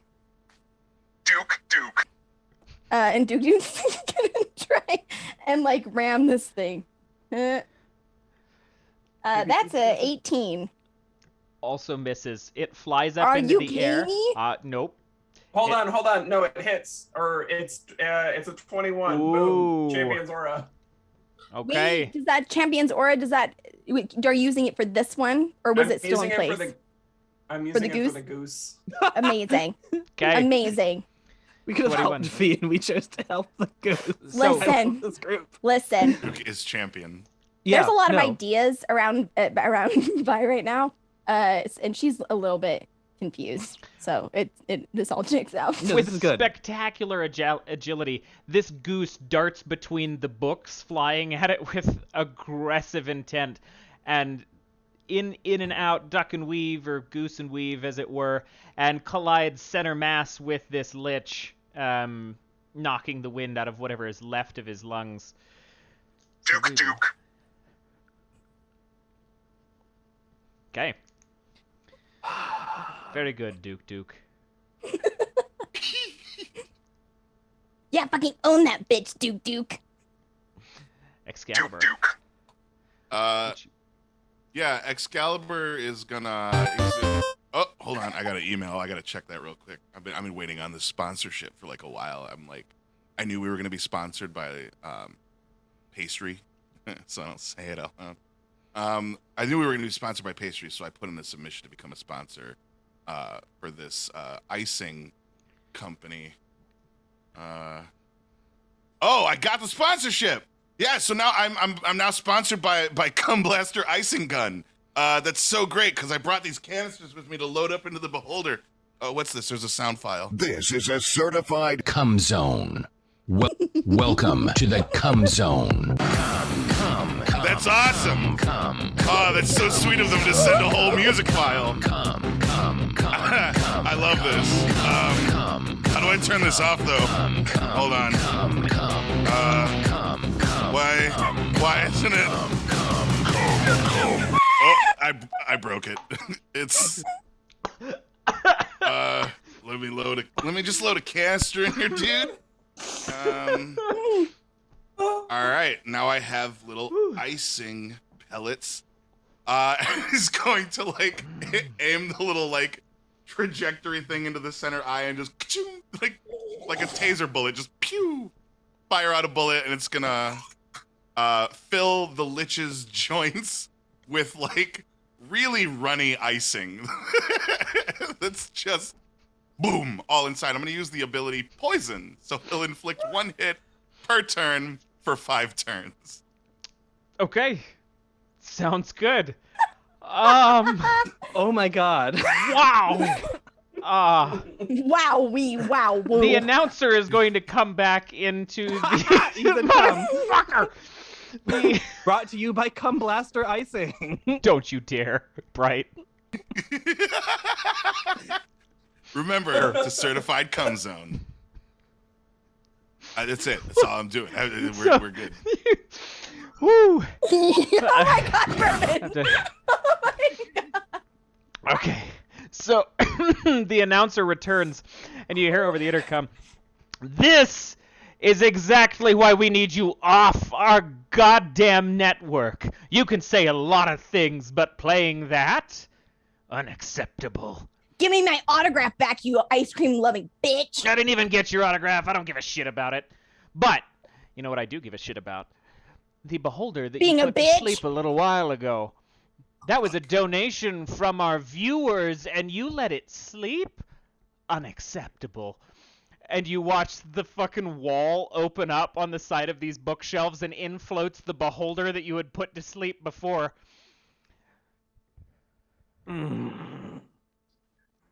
I said sleep! And I'm gonna cast Debilitate again.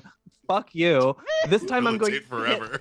hit 3 targets for 1 round instead of 1 target for 3 rounds. And I'm going to hit the Lich, the fucking Beholder, and I'm gonna hit whoever the fuck is behind the goddamn speaker. Get dick. Those are the 3 people I'm gonna fucking hit with. Get dick so hard. The camera snaps to like the booth where the Dirk just like slams his head against the side of the table. No, that's exactly what happens. Like, you can hear it on the intercom too, just the impact and then the static and then nothing. And then, yeah, the beholder goes Moments down. later, we hear like a fucking siren outside. And then the Lich, does it, that's phrased put to sleep? You know, I wrote this game. I should know how it's phrased, huh? You scroll back up to it. It is written as remove from combat for 1 round. Okay. So, debilitate, not necessarily put him to sleep then, but inverted the magic of the space in on himself and collapsed his little book centrifuge around him, and has got him bound for just a moment as he looks at you and looks at the beholder, and it's like, I don't even know where I am, but you're all going to die. You're in the Hayes house, bitch. You're in Hayes' house, bitch. Let's get this one, Hayes Crazers. AK's on Duke days. So you guys are all up too, actually, because that reset the turn. Yeah. Sick. I'm gonna just immediately cast Fireball. Wait, do- can I highlight first, or does Fireball automatically hit? It just automatically hits. Okay, great. So I'm gonna wake them all back up with a fireball. Just gonna do 2 damage to both the Lich and the Beholder. Okay. Sounds good. I'm going to follow up immediately after, like, as the flames are clearing. Vi is going to scream out, "Cake fiber override!" Her school uniform will, like, light up green to match her hair. And I'm going to rage to hit the first target. It'll be 2 damaged. Is it down or still up? Still up. One sec. Okay. You have to hit all the books first. I have to all the books first? Okay, yeah, that's 100%. She's gonna chop up these books, motherfucker. So she's just gonna, like, beep, beep, beep, beep, beep, beep, beep, beep, getting, like, All the just flying fucking... books just out of the way. Okay, yeah, she's just going to, like, clear all the books, and then her last hit, she's going to just slam this, her subscriber count upon the Lich. Okay. And then she's gonna take, just for flavor, she's gonna take some cake out of her pocket and smear it on his face. Okay. Kikimora turns to her camera and says, "That's a paper cut." Oh, good God. Who is you, next? Kiki and Excalibur still have to go. Okay. After you, Kiki. Yeah, I'm gonna highlight the Lich, so everybody gets a +1 to their rolls against the Lich. Okay. Is that just to attack, or is that also to defend? It's To just to hit. attack. Okay. Got it. But I can guard my friends if I need to. Fair enough. All right. In that case, Excal is gonna walk up to the Lich and just kind of like flop him over onto his face as he's on the ground from debilitate. I imagine. And he's just gonna like put the barrel of all 5 cannons on his beholder machine gun at the back of his head. Hey, you guys remember that scene in American History X where that hilarious scene happened where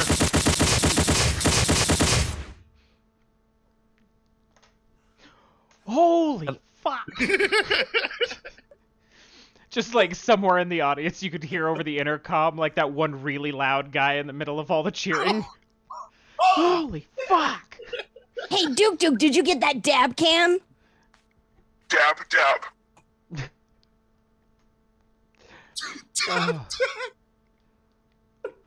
Okay. The Lich at this point wakes. And wake is relative because there's not much of his face or the back of his head left. He's just kind of a vacuous spaghetti-o for a head. But he turns and rights himself to Excalibur and goes, in whatever omnipresent speech is still coming out of him, and he says, "Oh, I need some of this back." And he reaches out and just palms your face. And I want you to make a mage roll for me. Guard, baby. What does guard do? That take I it. can take an attack for somebody else. Okay. Make a mage roll for me. Kikimora, no! That was a 1? No! Okay.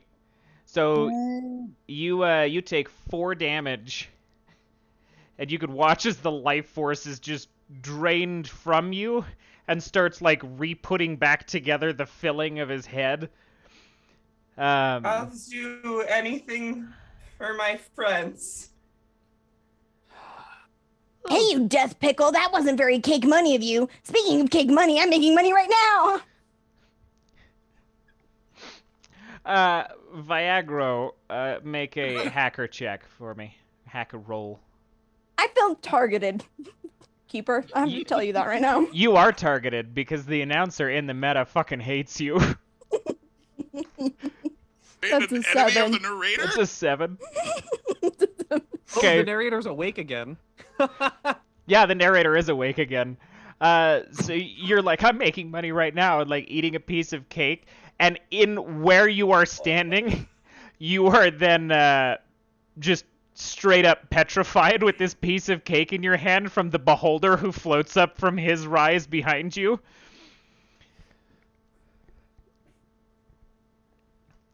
Okay, great.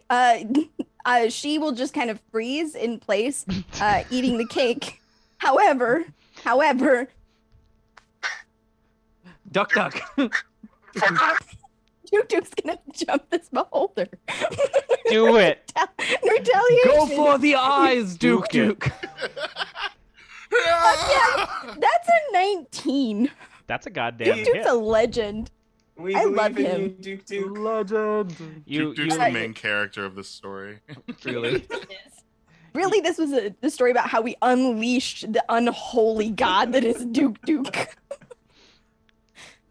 Yeah, the Duke goes straight for the center mass, like the largest eye in this thing, and just slams its little camcorder head against the eye, and it makes a horrible sound that like.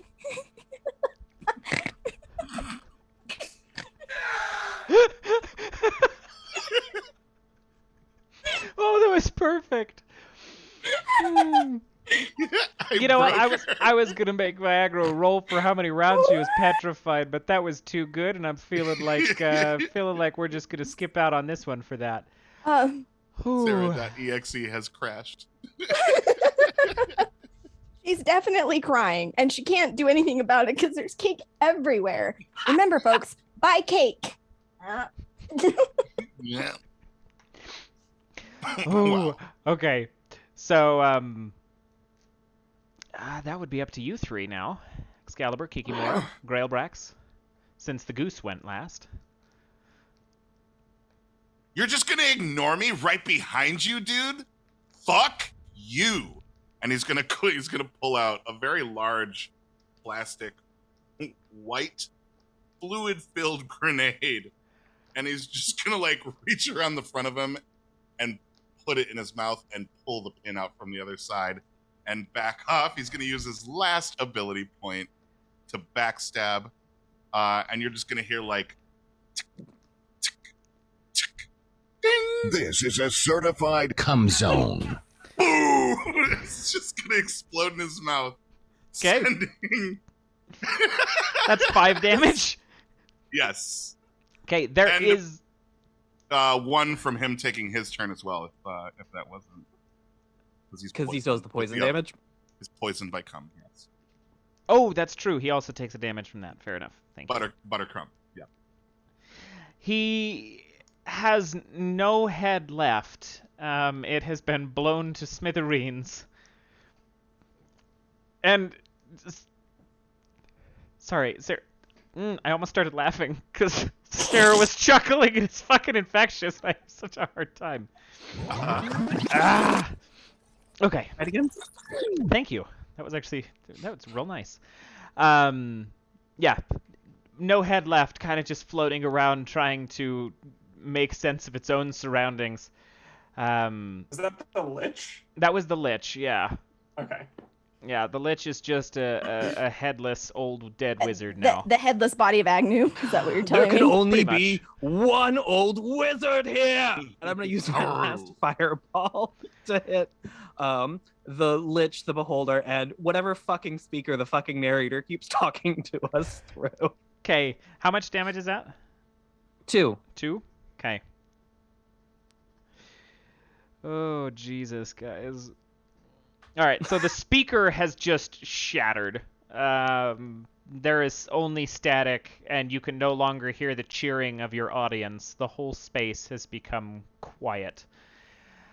The Beholder is blackened, but still alive, as is the Lich. Barely hanging on, both of them, but they are still alive. Am I still petrified, sir? For this round, yeah. Okay. Real quick. if I drink that soda that I got earlier, can I act twice in 1 round? It does make you go extra fast. I'll allow it.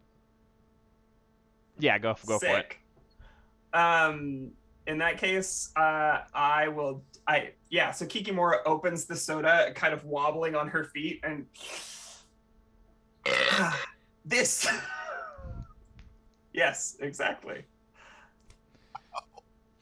This stream was brought to you by BT Energy Crimson Drake Energizer, and she'll crush the can on her forehead, and throw it to the ground, and she pulls like a talisman from underneath her cloak and throws it over to Viagra, which cleanses the paralysis, and then she'll slam her fists together and grab her sword and go for this fucking lich with an attack. Okay, go ahead and roll to attack. 22, baby! Nice. That's a Hell hit. yeah, girl, get him, Kiki. Okay, the lich takes a heavy gash through his chest, and I can't even say it says anything. It just kind of burbles, dust and coagulated blood out of its throat hole. But it's still alive. My friends now has can a turn. do anything.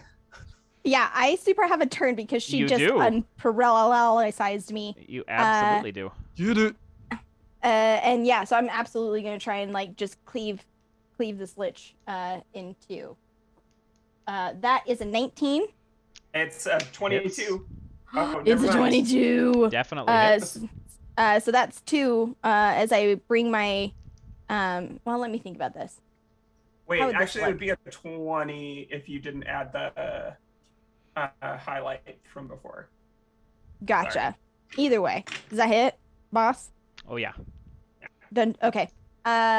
Great. Yeah. So as the amulet hits, as the amulet comes in contact, like she's got the cake, and she'll like come like unparalyzed and come. Yep. She'll come up there. And as she does, she'll just yell, "Who stank?"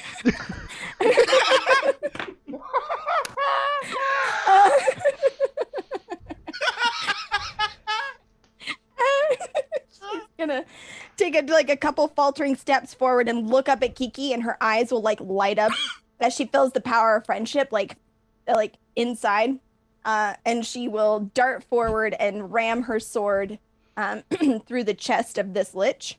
Okay. And she'll just like she won't say anything as this happens. It's very like anime, like climactic, like she got the guy. She'll just stand there, kind of frozen for a moment. And then she will turn her head and through a curtain of hair say, Duke, hit it. Duke.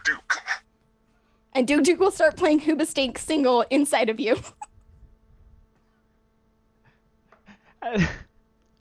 Okay, keep going. The lich is dead. Finish it off. Finish this scene for me. You're weaving a word picture. I want to see it all.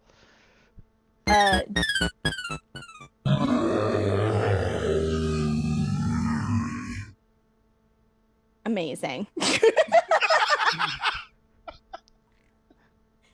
That's teamwork, baby. A sound effect is worth 1,000 words. It truly is. So we just have the beholder. Yeah. It's the beholder's turn now, I believe. Perfect. There we go. Perfect. I just didn't know if you wanted to finish that scene or if you just left the blade there while that song played. Yeah, no, 100%. Like I That's can only, so funny. All right, fair enough. I can only do so many stab, unless I have more cake. Ow. I don't know what's happening anymore. Tara, you fucking maniac.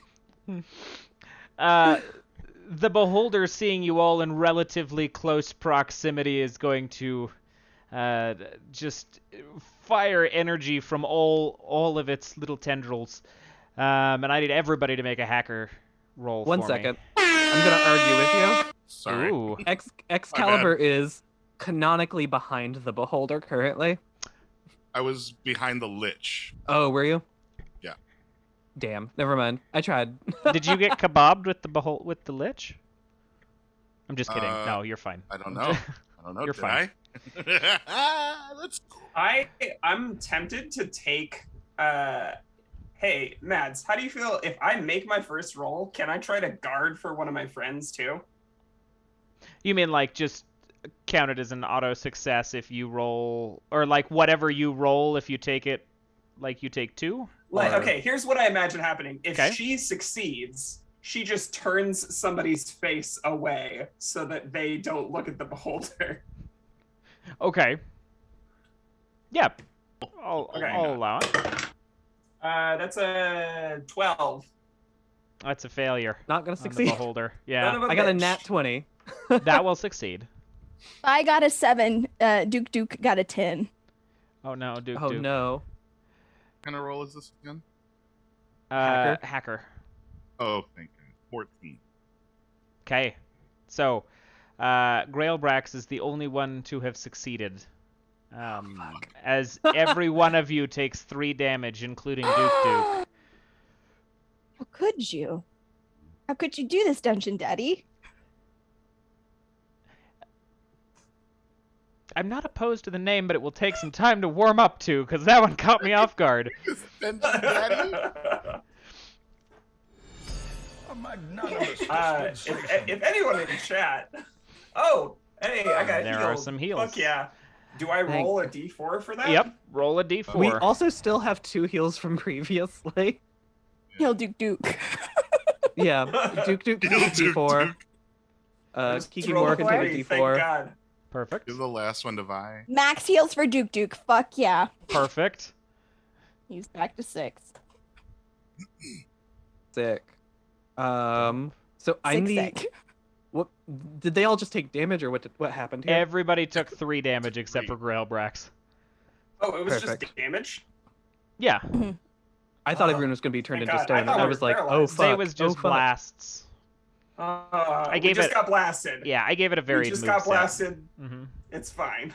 Eye Sick. stock blasted. We just took the full girth of his stock. Thank you, Excalibur, We just for got making blasted. everything that I just said worse. Or better. Or better. In this case, Yes. ignoring that. Best of luck to you, Keegan. I like that that's where you draw the line. I like that you just decided fucking I'm trying to get us 2 to move. hours, I'm 2 trying to hours get and us to 40 move. minutes into this stream. Keegan's like, hearing no Anyway. further. I'm a gentle person. Yeah. I didn't just play Um, 45 seconds of the word come sang to different tunes, but that's where we draw the line. This is top shelf. It is highbrow. I didn't even drink any alcohol today. Probably You should fucked up, have. dude. I know, I should have. Can I can't use this. So, I'll just wait till Bright's done. I can't stop it. Wait, is that one sound thing? It just, Yeah, what have you One done? wow. Your eloquence and elegance, sir, knows no bounds.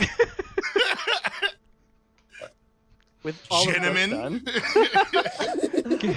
done, we're going to see Grillbrax sort of raise their staff towards the air, and I'm going to use this magic item I haven't used yet. Amazing. And get a glimpse of the living beyond the pale. And I'm going to ask that Lich we just killed to help us. Hey, Keegan, You're- can I just ask you what does that sound like? What does that sound like as we have a decapitated and impaled Lich? Like what's that email look like? Dear Yeah, of colleague. course. Lich, I call you back from hell. Help us!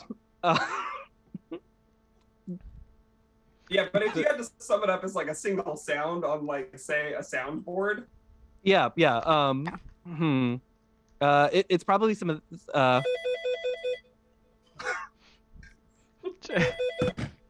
does he take the call, Yes, Mads? hello. He does. Hello. And you watch the soul of this lich rise from the corpse, just you, and he looks at you, and he looks around at all of your friends, and he goes, and then goes back to sleep. Extremely fair. Extremely fair. In that case, I'm just going to attack. I'm sorry. Did he leave? Did he leave my homie on red? He did, yeah.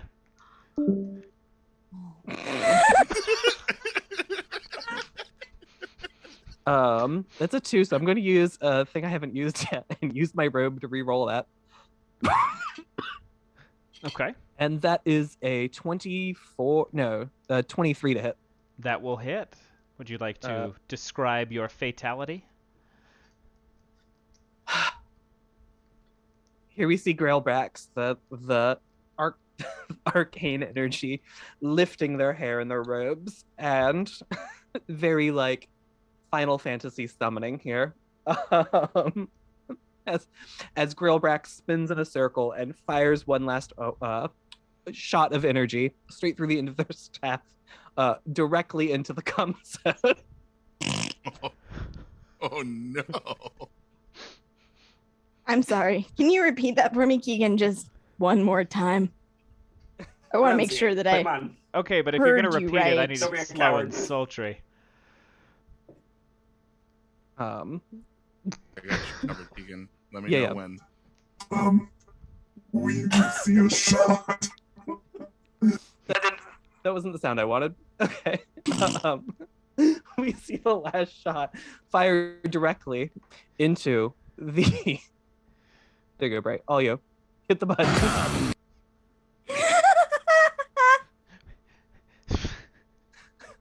Perfect.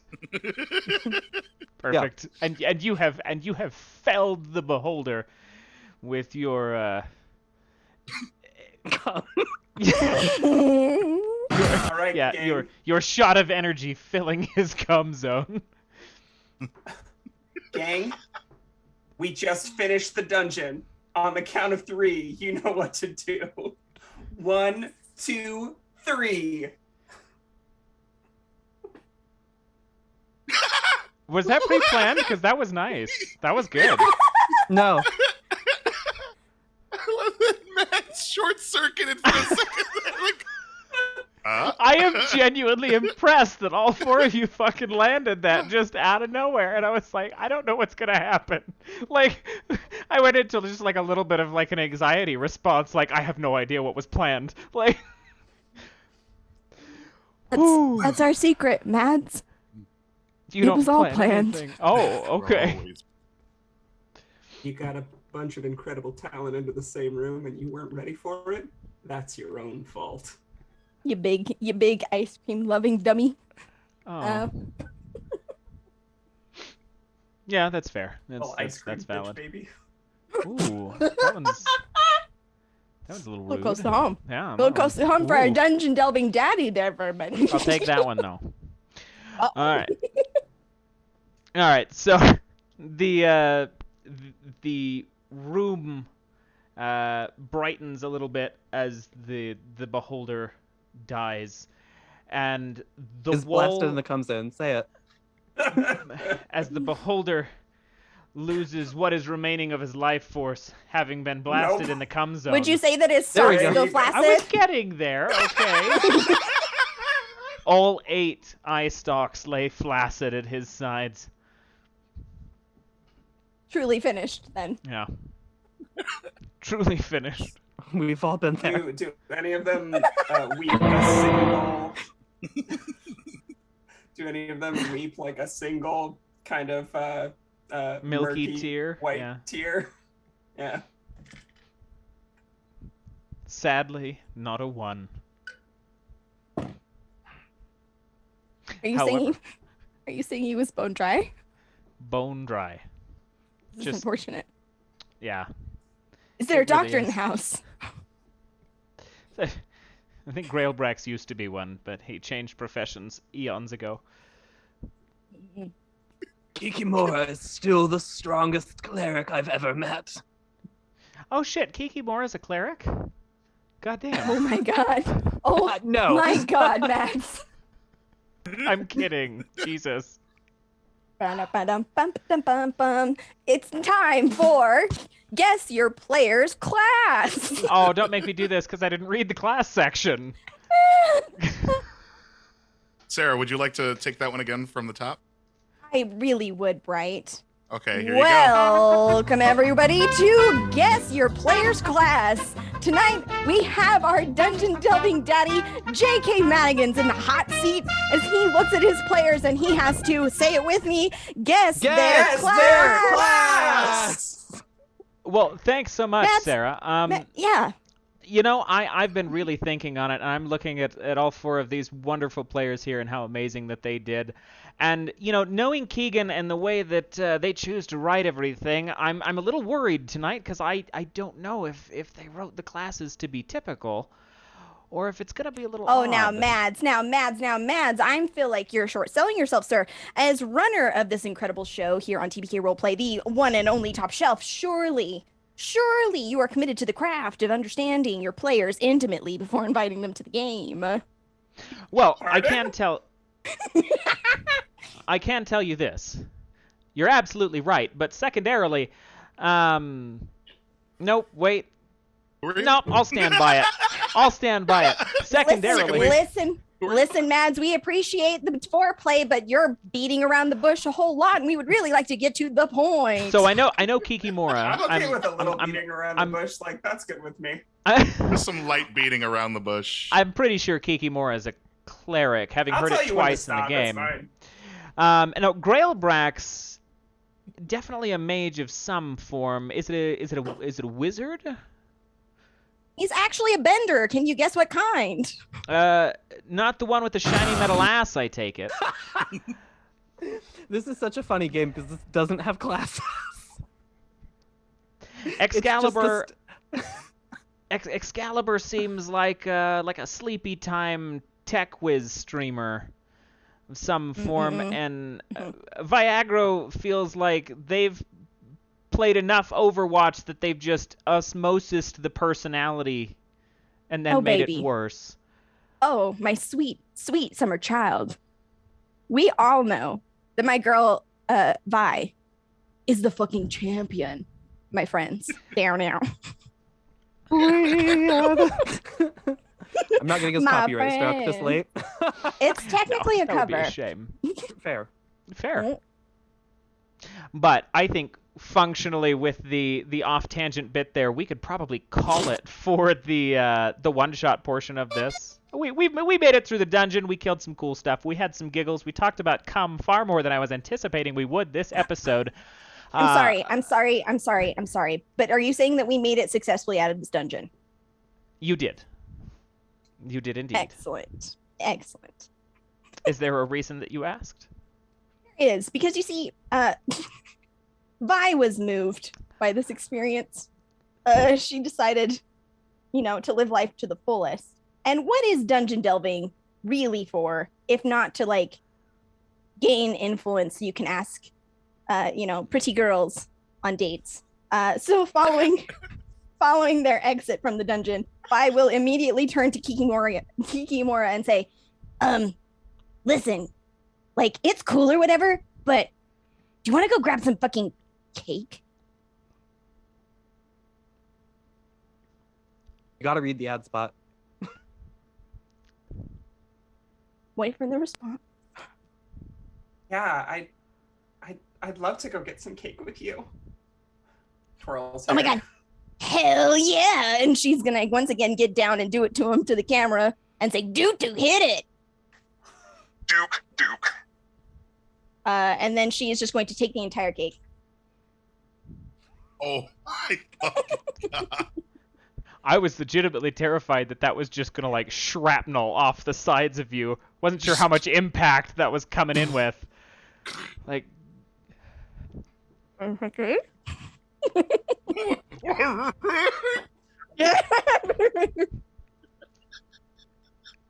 The date is streamed.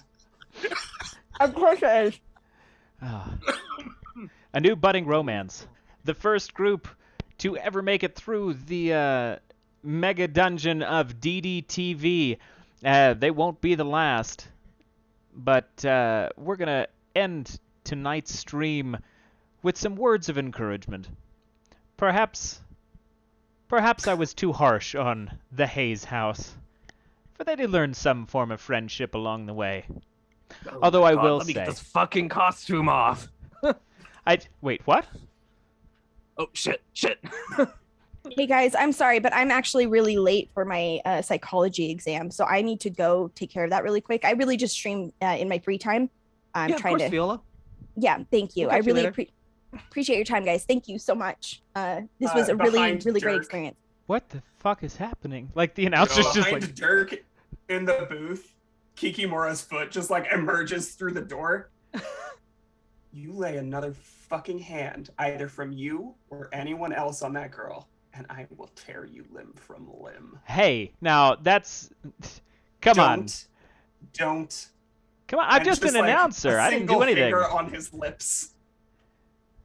That's great for you all, but this is my full-time job, so it's time Okay. for me to make some All right. bits. right, I'm gonna fair go enough. ahead and just start making money. I'm gonna Hey. get my sleepscape sounds while I go to bed. Wonderful. I will be impartial to what or who kills Viagra next time you pass through.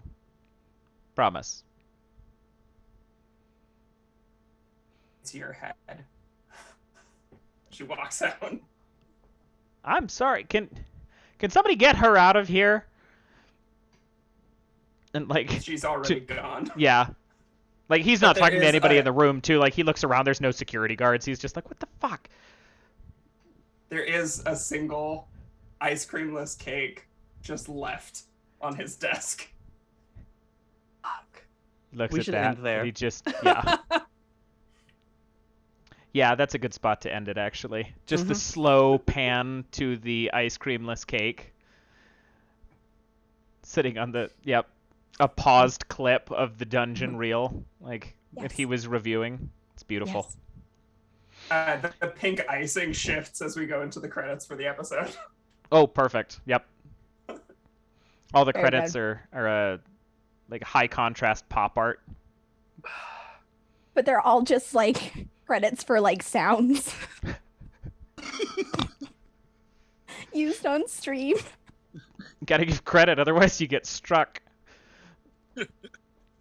Okay, sorry. Redeem I'm- 1,000 points. Listen, this is really important to me because really, How much The of thing this we're- cake is left? The Enough thing for we're her to be celebrating. lighting candles. yeah, it's Keegan's birthday, y'all. And I just have to say, anytime I sit at a table with Keegan, I'm not lighting them all. It's literally dangerous to my health. But anytime I sit at a table with Keegan, it's a fucking delight. They are an incredible creator, constantly like raising the bar on the hijinks and just creating content that like needs to be made. Keegan, thank you for just being, and thank you for making this incredible game and sharing it with us. And 3 cheers for the mighty Keegan. Here, here, here. Thank you. Hooray. Here, here, here. I wholeheartedly agree. Honestly, like, Yeah! hell Happy birthday, yeah. Keegan! Happy birthday! Happy birthday! Sorry. No, for real though. Like, I couldn't be happier to put the season finale on just the wildest shitpost of the season, because Yeah. that's it feels right. When I started the top shelf, I'm like, this is gonna be something that it didn't end like. It did not end the way that I anticipated it starting, but all for the better. That's so good. Not to say we're not going to see more in January, but just like this year's been weird. In the best of ways because of folks like Kegan and Vermin and Sarah and now Bright. Bright's new to the top shelf, and I very much appreciate. Good to see Yay. you. But we have some time left in the episode yet. Let's chat about DDTV. Let's chat about why it's so fun and why we managed to shitpaste our way through it, and it still worked out. I need like 2 minutes to go take this icing off my face. I literally like it's everything's. You know what? Everything's inordinately Why don't we sticky. go to 5? Yeah, let's do that. Let's go on a 5. We'll all take a break They for were gonna just a say, sec. you know what? No. Fuck it, let's leave. Bye, everyone. Hey, A everybody. little bit, we fuck would have you. earned it. No, we're gonna go on a Put the real ice quick cream on your face, intermission. you dumb cunt. You can deal with it. And we will be right back, and we'll have a chat about the. Right, welcome back, everybody. We have returned for the final segment of the final episode of season 1 of the Top Shelf, where we had just resolved a wild episode of DDTV, which is DungeonDelvers.tv by the fabulous Keganexe here, who we also gave some warm birthday wishes to just prior to disappearing for a moment, so everybody could wash the cake off their hands. Everybody's saying a lot. Well, okay, 2 people wash the cake off their hands and face, you know. Yeah. But the Top Shelf, the second function of the Top Shelf, is to actually have a discussion about the game itself. And let's chat, folks, because that was wild. Yeah. I'm gonna chime in here because I feel like my view on the system is going to be delightfully short and sweet, much like the system itself. This is a lot of fun. Like I've been on the Top Shelf many times, well, not many times, several times. And every time I come on, I have the fortune of playing more open systems.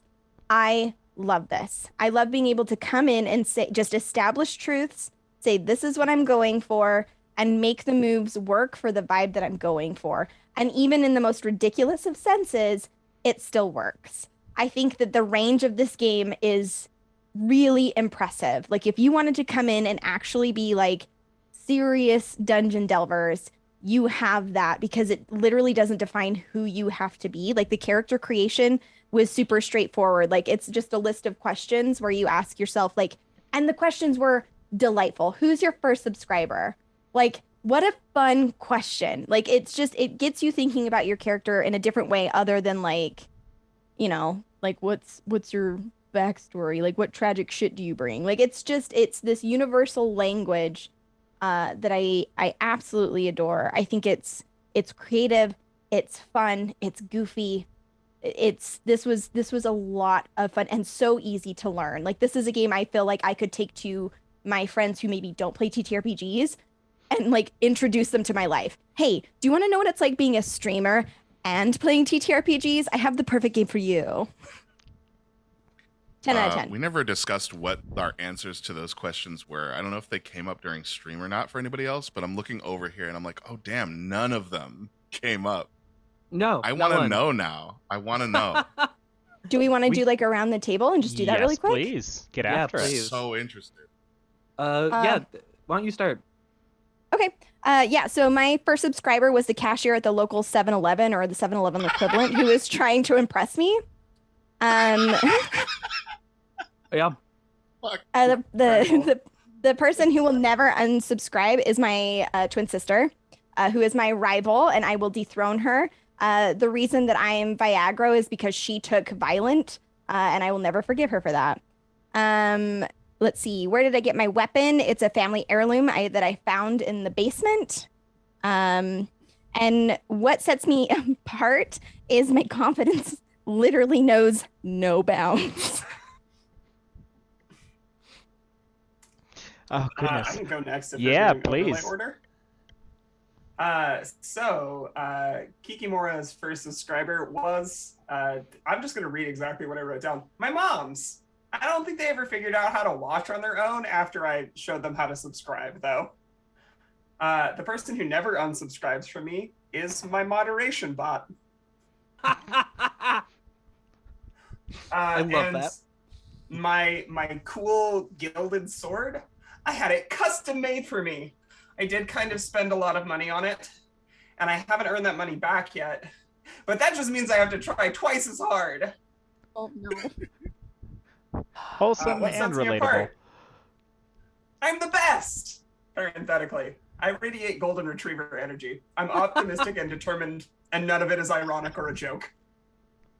I love it. You gotta have that wholesome. Kegan. Yeah, so I was playing the wizard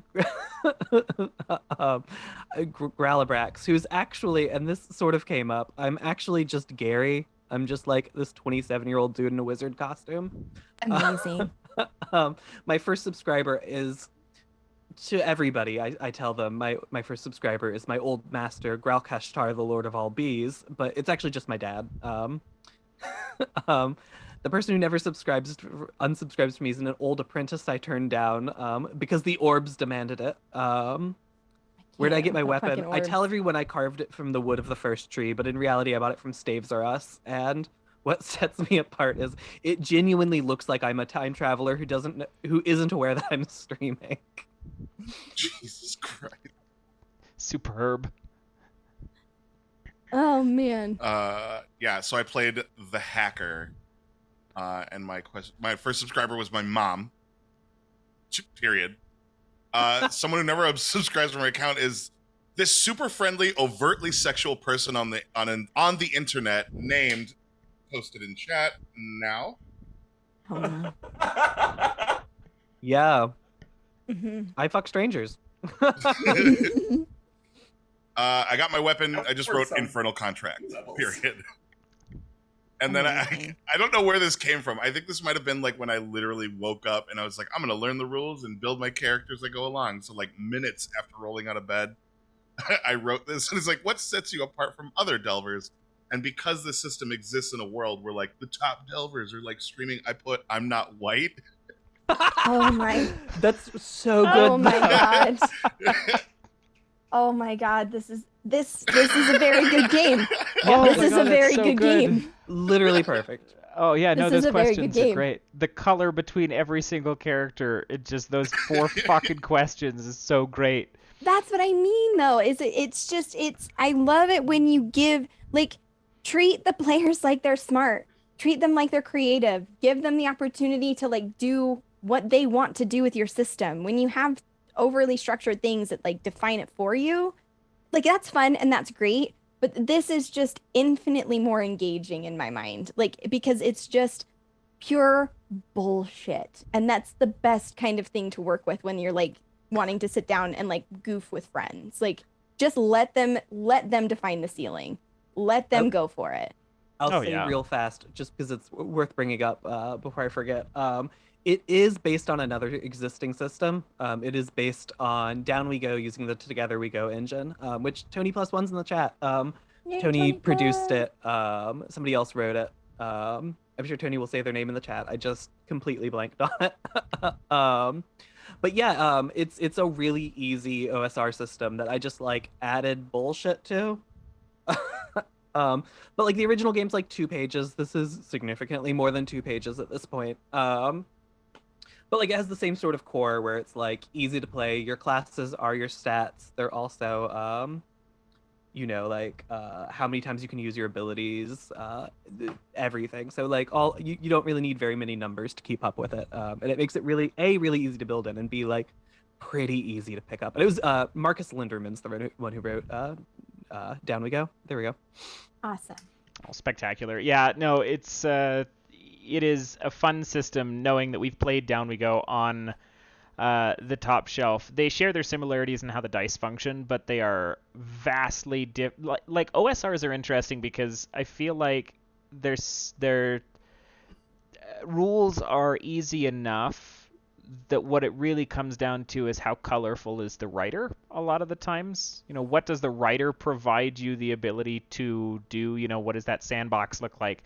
And this one with kind of the dichotomy of like, yes, dungeons are cool and monsters and things still exist. And like we came from a fantasy space, but I've got an iPad hidden in my spell book is like really like I love that. I have always loved that. The combination of like I can see an orc in a coffee shop kind of thing is so fucking good to me. Because it gives just an infinite amount of more space to play with. So yeah, both to like Sarah's point and the fact that this built off of a really, really good system that I very much loved to play because it was super simple, and just took crayon and just colored the fuck out of it until it was out of the lines and all over the place, and we love it all the more for it. Yeah, I'll say and like this isn't me being like, oh, I didn't do much. I think I legitimately wrote a cool game here, and I won't say I didn't. But I did use a lot of the stuff in the setting with like and we didn't get into it in game, but like there's like an immortal aristocracy and how dungeons and stuff like that function are Some because of it is. some Yeah, of the like suggestions just so fucking good. It is a lot of that is because it is built in the same world as High Magic Low Lives and Subway Runners by Jim Room Games, as well as the upcoming Radcrawl by Brandon Leon Gambetta. All share this like big fantasy universe, so we're able to bounce a lot of like really cool ideas off each other, and it really like honed the like feeling behind the game really quick in a way that was interesting. Full points for collaboration. Oh, go ahead. Yeah, one thing I want to shout out to anybody who likes designing games and has maybe played mostly like 5e.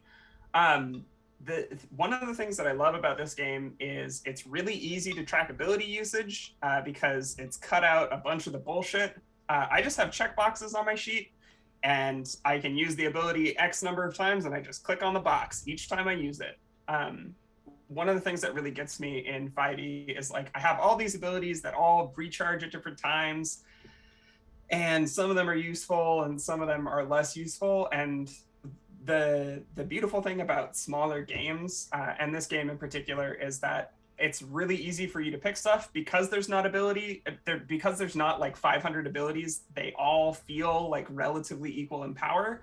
And it's about picking the stuff that's going to feel right for your character and then just choosing the right move to use at the right time. I made 2 attacks during this game, but I had something useful to do every single round, and I picked nothing aggressive.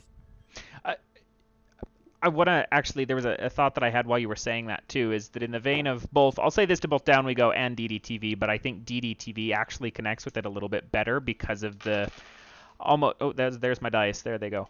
A little bit more to the like it feels a little Dungeons and Dragons-y and like the wizard and the sword person and stuff in just vaguely enough of a sense with like the fireballs and things, and the kinds of abilities that are present, that this would be an infinite amount of like really easily accessible like points towards this game for anybody who's played 5e who wants to play something else.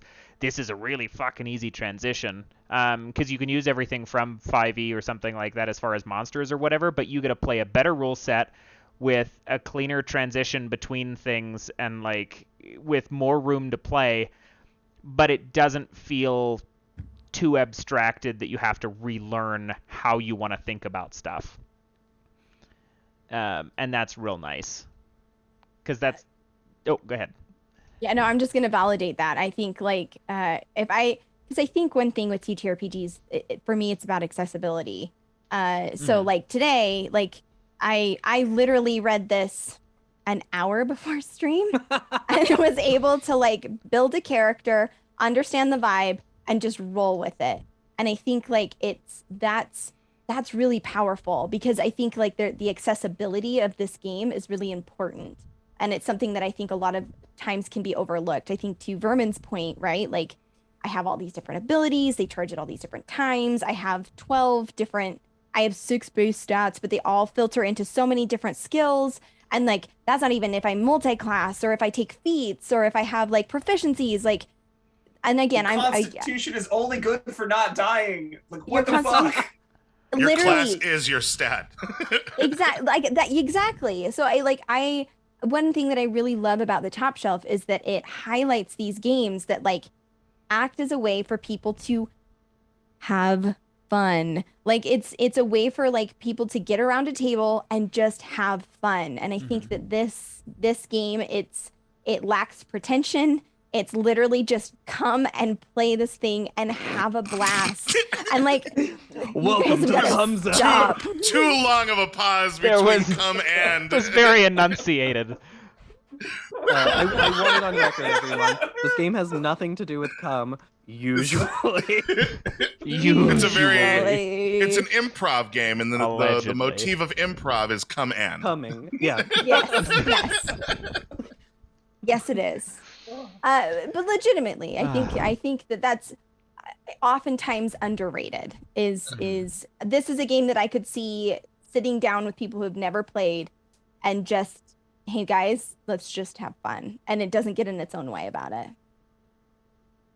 And It's I will say, not to rag on the games that I'm about to mention, but I think it as like an introductory game, if you're trying to give somebody something that's more toothsome for new role players than just Honey Heist or Lasers and Feelings, there's enough there that you can play multiple sessions and it won't drag out or get old.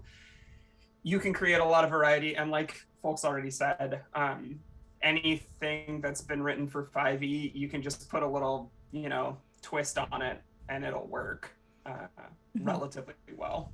Speaking of, I'll actually piggyback off that and what Bright actually, I was going to say Excalibur. Bright actually originally mentioned when we started talking about this is when you mentioned multiple sessions, the questions that develop you as a character, where the first couple questions are like, who's your first subscriber, who never unsubscribes, things like that. They are simultaneously really good to color your character and tell you a lot about you as a person, but they provide great springboards story-wise to use those little tidbits of information to make this a longer thing. And I guess the multifaceted of the character creation is really nice for that. But yeah, I would definitely run multiple sessions of this and actually I could see myself getting really granular with the subscribers up and down and like how the sponsorships work and things, because those are rad. There is a little bit more mechanics than what we actually addressed here with like sponsorships and how magic items are normally distributed, as well as like companions and stuff that are really neat as well. But even then, with all of the additional little pieces of rules that we didn't touch, I think it doesn't detract from like how simple the game is. It's still just as easy to parse if we used all of it, but we just didn't this game. Yeah, so I played this on the +1 stream just on like Monday, I think. I've lost a sense of time here. But yeah, I GM'd it then instead of like being a player in it. Which, by the way, Top Shelf's great because you always get to play your game instead of GMing it, which is a lot of fun. But yeah, a lot of the idea behind this game is like, hey, this one page that describes your character, their abilities, their health, all of that is the only page you really need to play. Everything else is just supplemental at this point. Like, you could play completely without the subscribers and it would be fine. Or like on the +1 stream when we did it the other day, we got extremely granular with the subscribers and how the magic items worked. And it was still a blast of a game. Still had really cool vibes, extremely different vibes though, just in what bits of rules we decided to actually play with. I could see that. I mean, full disclosure, whenever I come to the Top Shelf, I come with the intention of breaking it through RP.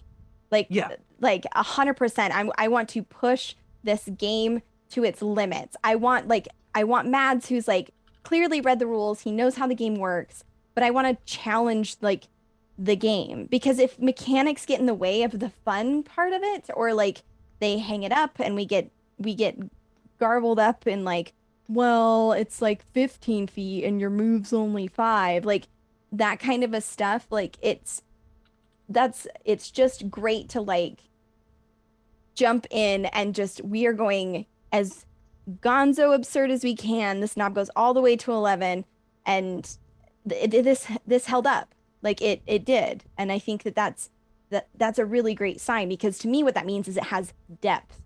We're talking a lot about how it's very easy to like come and sit at this table and play the game, but like legitimately, like you could run a full campaign, multiple sessions, really have a campaign built here. It would be really great. Bright, I am curious. Thoughts, notes, ideas.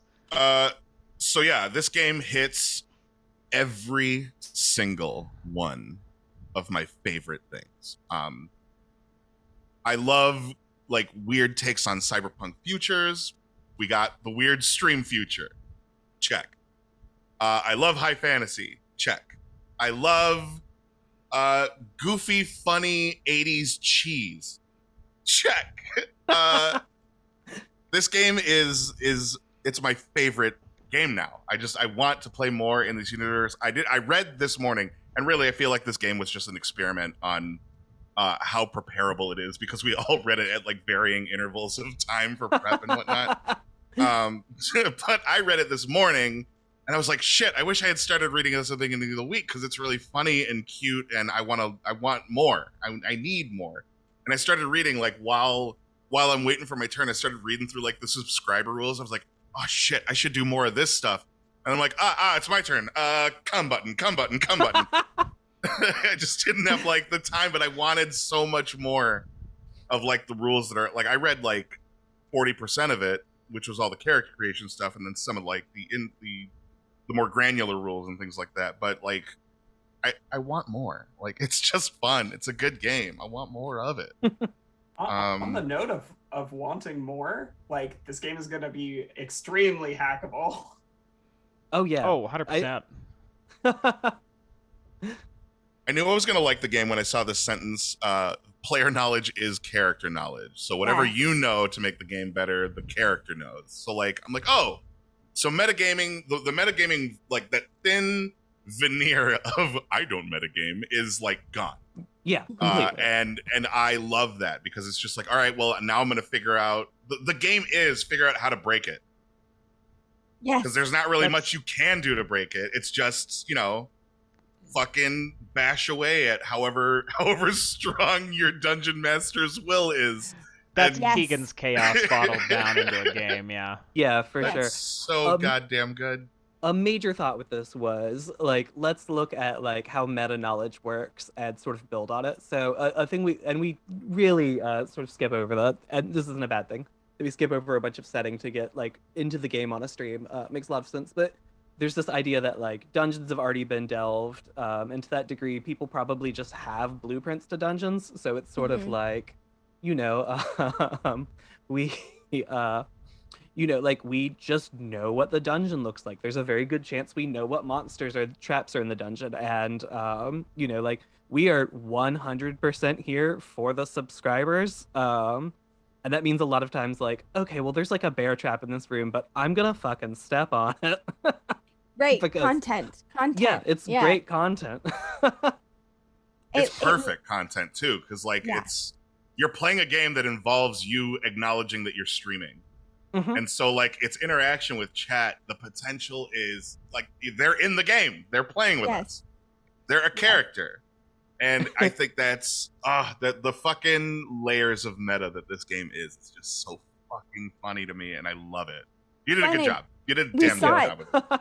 We saw it too, right? Like chat was able to influence like through the table. Like literally, like Purple was in here being like, I'm a Cal fan. Like just being able to like everyone involved, because the roles are already defined, like through the social structure of streaming. Like everybody, it's just leaning into the bit. It's just committing more to the bit of it. And like again, it just very good.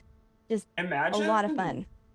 Imagine cracking open like some mega dungeon that was written back in the 80s. Like you have the Strahd's castle, right? But everybody knows everything in it. And all the players are looking at the same fucking manual as the GM and are like, yeah, I'm going to set off this trap. Let's go. Right. Because it's not about missing the trap. It's about gaining subscribers. It's literally about pranks. It's literally, you know what I mean? Like it's a game not about the doing hijinks. Yes, literally. It's not about the dangers or the threats of the dungeon. Like that's just the vehicle in order to become internet famous. And it's such a unique lens to look at playing the game. You've completely changed the objective of the game. You've taken it from like, we want to be badasses and like totally get through this without getting hurt, to you've made it Jackass. Like you've made it like, like you literally made it Jackass. Like, let's get fucked, like going through this thing for the benefit of like more subscribers, more internet fame, more whatever. And that's such a unique and fun concept. Yeah, there's a sentence in the rules for this game that says the thing people actually want is to see someone die on screen. Which Die on screen. 100%. There were multiple times where I thought of like Guns Akimbo, like as I was playing through this. Like it has kind of that same That's vibe. it right It's Guns there. Akimbo. Yeah. That is it. It's It was- Daniel Radcliffe running around in his underwear down the street with weapons taped to his hands. That's exactly the vibe right. of this game. And that's such a wide range because it's goofy, but it's fucked. And so it's like you get this like huge lane in which to like, for lack of a better term, dick around in. And like if you want to like really like dive into the like, hey, so like as a social construct, this is kind of fucked and like maybe we should talk about it. Or yo, dude, I got fucking guns on my hands. Like it's just like it's absurd. It's absurd, and that's why I love it. I'll say this is another really cool thing about being in a universe with like a few different games in it, is that like High Magic Low Lives is very much a game about being low lives. You're like poor like gig workers, and you're like, hey, you know, the world's kind of fucked. Why don't we rob these fucking rich people? So if you're playing this game and you're sort of like, damn, these rich people are fucked, you could just switch systems and keep playing in the same world. And same thing with like switching over to Radcrawl is like all about doing dungeon sports. It's doing, you know, fucking Blood Bowl bullshit. So, you know, we get a little further into this and it's like, oh, cool, I'd love to join that fucking sports team. You just hop fucking games over. It's a pretty cool, like, yeah, let's just keep hopping systems as it makes sense sort of in the fantasy. That's fucking rad. Yeah. I mean, the crossover of system setting narration is really interesting, just because I see it all over Twitter, especially when Nova was coming out and In Extremis Nova was kickstarting and In Extremis was big and stuff, and there was this conversation. Well, not that In Extremis isn't big. In Extremis is wonderful, but like when it was being actively talked about more on my feed, like the crossover between those settings was really neat conceptually. So the fact that you just regularly work with other authors to like, just throw it in there, it'll be good. The fun thing with the In Extremis Nova ones is that like that's largely just us goofing. That's just us having fun. They don't. We vaguely reference each other. Versus this is like the three of them. They are canonically in the same universe. They repeatedly reference each other. Like one of the backgrounds on two of the backgrounds, in fact. What is it? Blatherskite graduate. Blatherskite's the college university mentioned in High Magic Low Lives. Retired DSPN star. That is DSPN is the Dungeon Sports programming network from Radcrawl. Like they're built from the ground up, sharing DNA with each other in a way that's like interesting. No, that's sick. I love games, and the more uniquity that comes to those is fun. And that makes because I do that with D&D, like I'll hop systems just for certain areas because I think it's fun. So like that's having that built into a game is fun because it keeps things fresh. Matt's actually just a couple of questions because like we've talked from a player perspective. I'd be curious as to for like running the game, just a little bit of because I didn't look at any like rules besides what I needed to play. From a GM perspective, what was it like preparing a game in this system? Yeah. So take us behind the screen. Take us behind the screen. Yeah, come on. It's Dungeon Daddy, take us behind the screen. Look. So these are my notes. You cannot see them very well. Daddy. But we've got squares here. That's actually okay. All right. So no, but in all seriousness, it was super easy to make anything for this. Dungeon crawls are easy, but like I basically rolled a bunch of d6s, and I'm like, out of 6, some of these are hallways, some of these are doors, some of these are traps, some of these are whatever. Threw them all down because DDTV doesn't really have any mechanics to construct them, at least present currently. So I picked the easiest way, the easiest way that I could think of doing so, which, if you have not checked it out, is actually in, I believe it's a Pound of Flesh, which is a mothership supplement. Their ship builder is one of my favorite things. Just rolling d6s and connecting the d6s numerically is really fun. But shit, you not. I was about to be like, yeah, you could probably just use this. Yeah, no, I love it. I absolutely adore that. It's one of my favorite ways to build stuff. And so that's how I did that in this, is I just rolled a bunch of d6s, and then like the monster stats in the back, there is not a set of monster stats. They read as you have minions. Here's your approximate difficulty.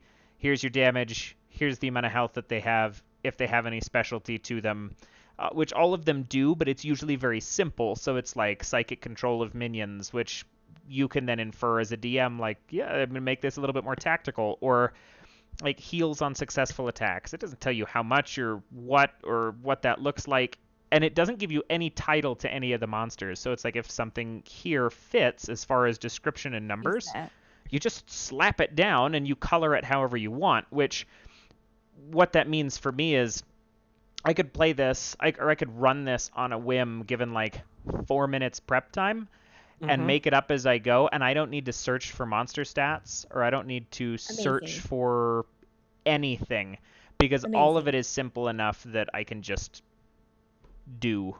Like, there's no thought to it, and the fact that I don't have to roll dice is really nice. I love OSRs because it's only players rolling dice. It's there's a lot of like, hey, being a DM is actually like a hard fucking job. Like being a good DM is a hard job.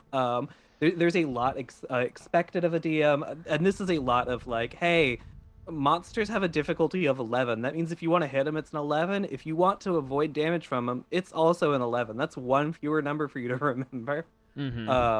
But like, there's just some tables at the back. You roll, like 4d6, and like, boom, you have a monster. Let's go. Let's just keep moving. Oh shit! Wait, I'm gonna steal that thing. It's great. I stole it from Together We Go.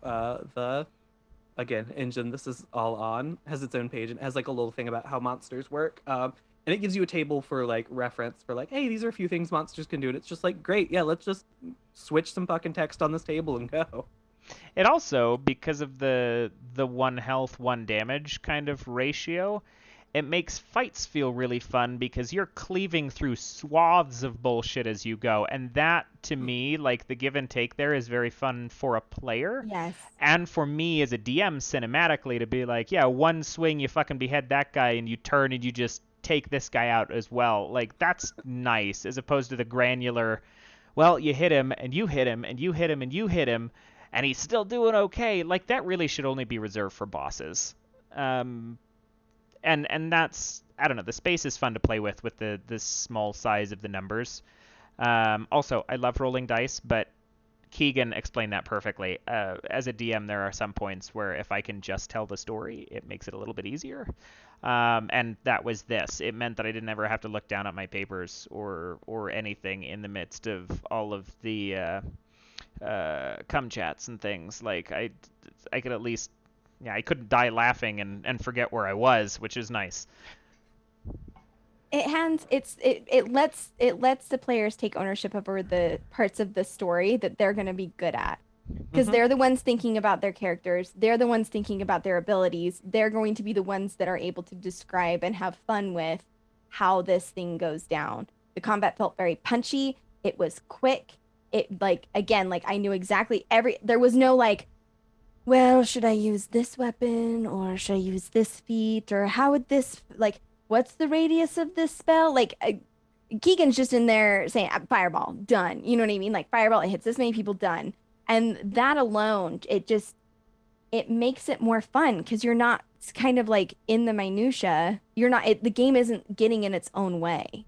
And I feel like a lot of systems, like Bright and I played Altered Carbon, and dear God, what a crunchy system that just literally got in its own way. It couldn't help itself and the ideas were really cool. Here we have like a cyberpunk, futuristic, really intriguing game that was just like, no, in order for you to succeed, you have to like jump through 5 hoops. And it's like, but can't I just punch this robot in the nuts? Like, that would be really satisfying right now and more narratively interesting, and honestly is the reason that I'm here. So the opinion that I'm like more and more forming is that I do want to play tactical hex or grid based things. I absolutely want them nowhere near my role playing games. It's like, I want a Gloomhaven Right. and I want a fucking Fellowship, and never the twain shall meet. Yeah, it's why you play like Imperial Assault or fucking Warhammer or any number of, like, it's a war game and there's a role-playing game.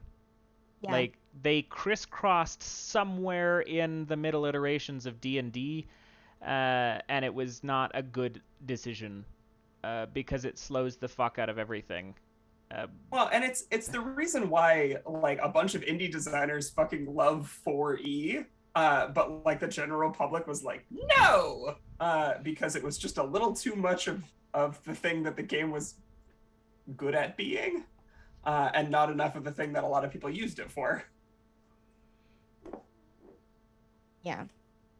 And that, I mean, that's always the lens that I'm gonna come with is how fucking goofy can I get with this? You were saying something, Bright? No. I was. No. I mean, if there's a thought to share here, it's that like I do games for Magpie, and I play all powered by the apocalypse, which is laissez-faire GMing. Like I don't touch anything on my table. I don't touch anything on the screen. I don't like the monster's in my head, and he's got 5 hit points. Go. Like just, I love games like that where you don't have to like fuck with it too much to make it fun for someone else. Let them run wild with their chaos, like cut the chains off your Iditarod sled and just let them go. And then from the other side, as like a player, it's also very much like, well, I'm going to do the same amount of damage every time, so I don't have to think anymore. Now, kooky bullshit. Which is where I live, in the heart of kooky bullshit. Oh, Absolutely. welcome here anytime then, because that is the nature of this. I can't believe you hadn't played with Bright before today. No, I know. Just This is Listen, like such a natural The fit. mantra as of 2021 is I only play in games that Sarah pulls me into by the ear. So like, Get over I'm- here. I'm standing do out in some the weird field looking. I'm just standing out in a field waiting to be abducted every once in a while by Kara. I'm one of those field grazing cows. Very Sarah's fair. the alien in a saucer and just beams me up, and I sit on a camera and yell moo. well, If you would like someone to break your fucking shit, we are open. Oh, yeah. Commission us. oh yeah, My it's gonna hammer happen. is hireable at Brightdystopia. No, I don't have a Twitch.tv. website. Where? No, Talking about. Twitch.tv/Brightdystopia. I don't have a There we go. website. I'm not professional yet. So, I want to transition just a little bit before we start wrapping up. Yeah, I was gonna say, Mads, it's the season finale of your show. It is. Yes. It is the season finale of the show, so I have functionally like 5 to 7 weeks before we return. Hell We yeah. hope to hit it back up in January. But I need, because every single one of you except for Bright has been on here multiple times. Bright, I'd still love your input, as well as anybody in the chat who's watched multiple episodes and stuff, but I want to know where are we at with season 1? What are impressions? What are, talk about this. Like I'm not here to fish for compliments, but I am curious to like how all this went, because it's fucking roller coaster for me. I was up and down the whole time. And I don't have a good gauge on what it turned into.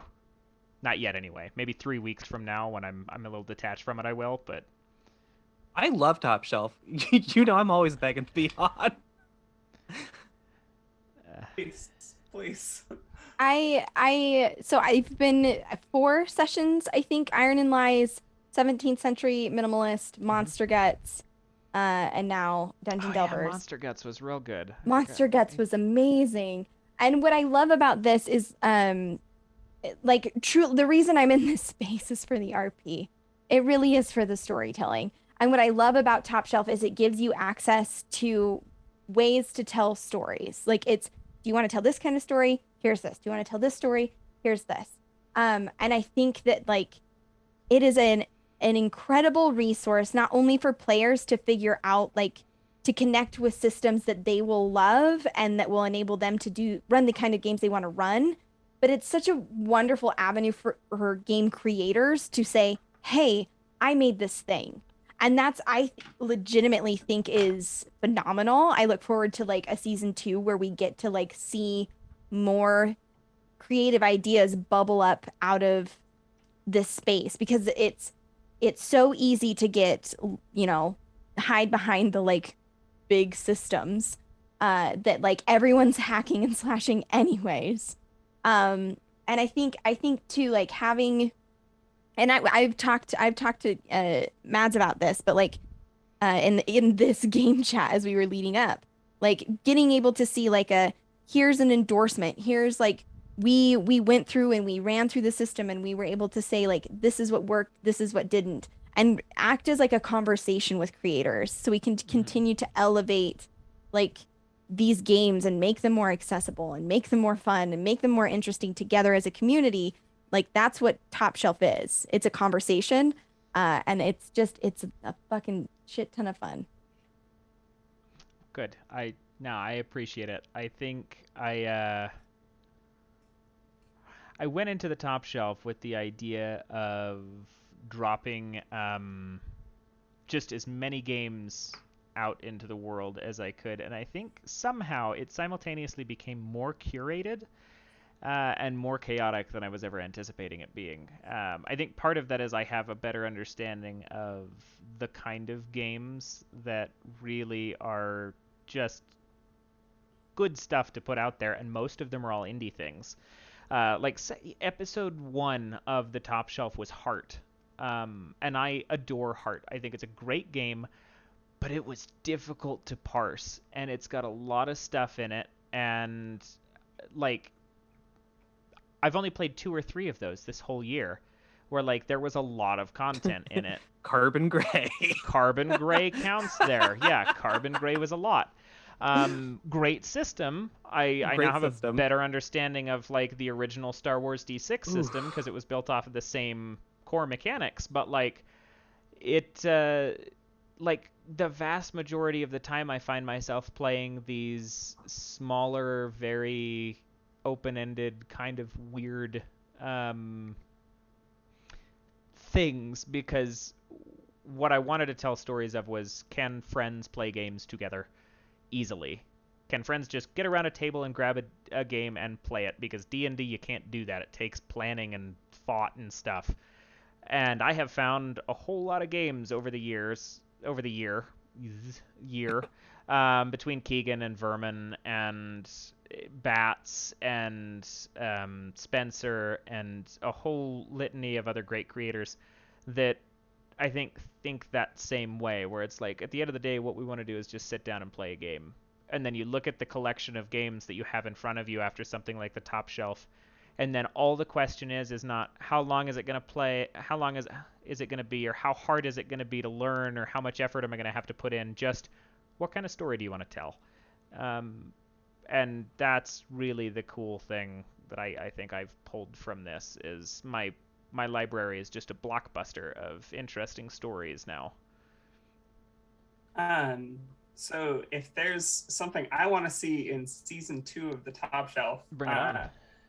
Oh, well, okay, so I'm a little biased here, but I really enjoyed the 3-episode run of the Company Resident Evil Catalyst. I would love to see y'all do more stuff like that. Just like tiny mini series where you get to, because in a session like this, we don't get to touch on those deeper systems. They don't necessarily matter as we go through.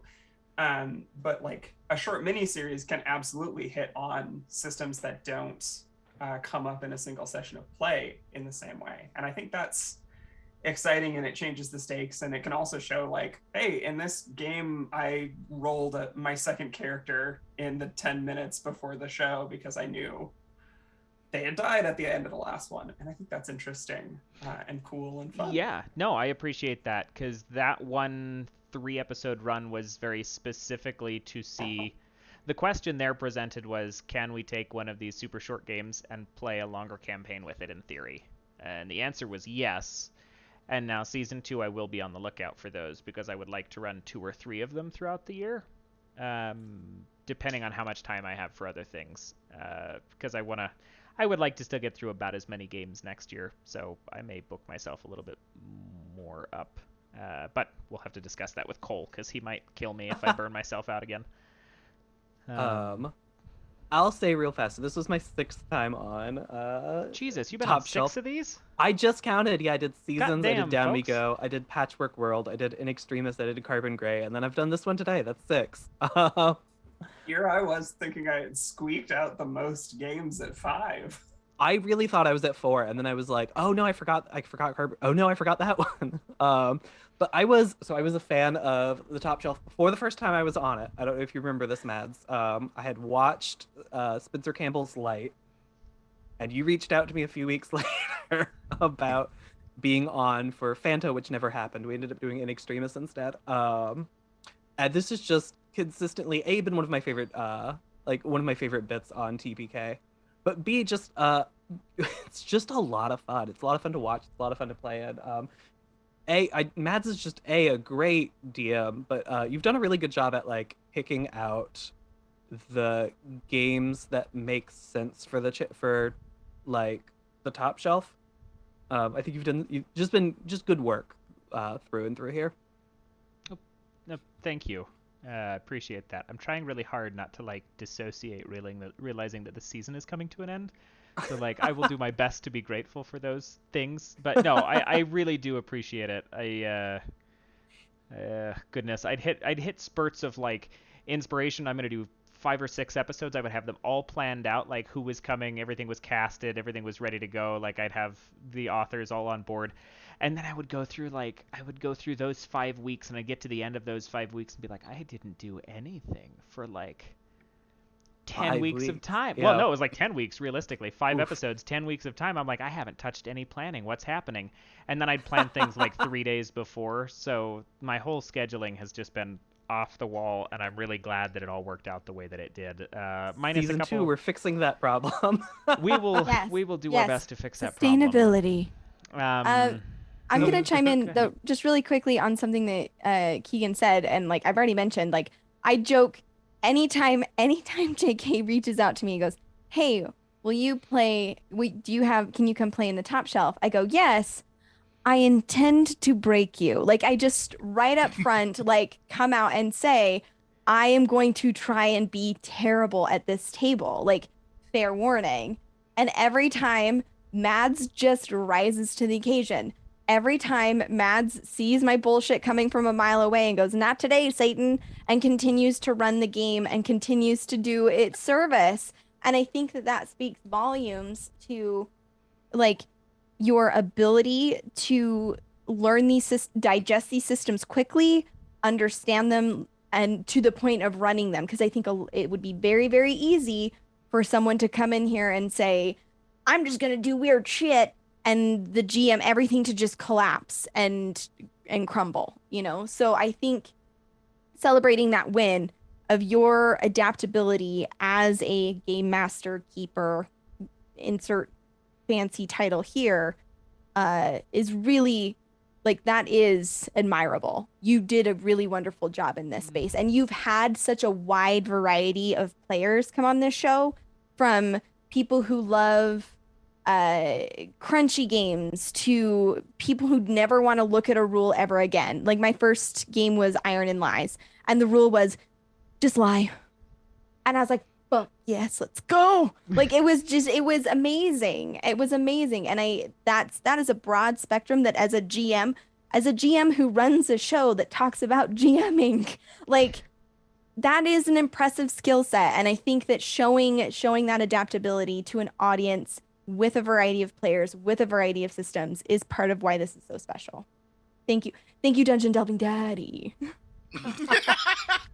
Yeah, I'll say every time I've had a game on here, you have pushed it, and every time I've played a game on here, we have pushed it to the like absolute edge case of how the game is designed to be played.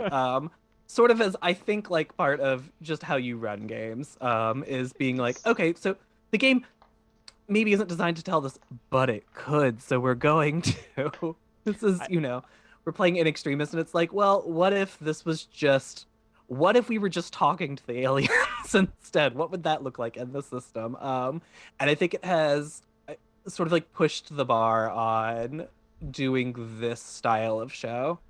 Because you always say, that you don't prepare for this. You'll have a few hours, which sort of just makes it more impressive that you can find the absolute fucking edge of these games. I don't know. I look at some people who do just inordinate amounts of planning and things, and I'm like, they're so complex and well interwoven, and I'm like, I just find one weird kernel of something and be like, yeah, I guess that's the game. Like this one, the kernel was okay, but what if? Because when I read the DungeonDelvers.tv and it's like people doing dungeon dives for views, I legit thought like Wipeout. Like I love that. Before I had even read it, my brain said, "Oh, this is like dungeon, like a Wipeout dungeon crawl. All right, cool." And then I read it and I'm like, "Yeah, it's not at all like that. I'm still gonna do it, but it's today. not like that." You're right. So You're right, game. This is a good direction. I'm gonna ignore it. Yeah. I'll But listen it always to works. you, but only That's a little. the thing. Is it always fucking works? I'm super happy to hear that. There are at least let's see, I ran 22 episodes. There were 5 of them probably. God, I was in more than a quarter of them. But yeah, 22 episodes. Hey, Kegan, you're great. I don't know if you know this. If not, I consider it an honor to alert you. You're great. You've done been told. You've been appointed great. No, there were 4 or 5 episodes where I got off the stream and I'm like, I have to plan the next one. That one was so bad. I'm gonna go lay down, and then I just like sleep for a day and a half because I'm like, fuck this. So I'm glad they always turned out well outwardly because I'm too hypercritical of myself. Wild. 22 episodes, not a miss. 22 episodes and like 7 one-on-one interviews off screen. Yeah. I mean, yeah, that's impressive. It's That's a wonderful average. yeah, it's a wonderful, again, I think it's a wonderful avenue to share all of the great work that so many people in the TTRPG community are trying to share.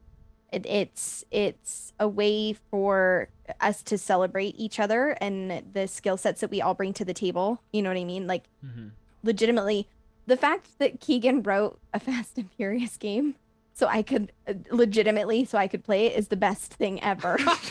Like, I felt that it was for me, and because form of love. It is because of Top Shelf that connection happened, period. And I don't discount that, and I think that's what the power of this is it's bringing people together so we can continue to tell amazing stories. So thank you, Mads, for this incredible thing that you made, and make more of it. God damn it! I will continue to make more of it until Season 2. burn out like a sun. Season 2. You were trying to eat me before season 2. Fuck off. No, I'm just. You were gonna cannibalize me and be like, "That's the end. You're done. We've eaten Mads. He's gone." Mads, I don't want your I job. speak for all of us when we say we would eat you anytime. Oh, This episode brought to you by cakes. I can't eat anymore, you guys. I was like, You're goddamn right. There's absolutely still some frosting on my little cake platter, and I am not touching it. That's fair. It's just everywhere.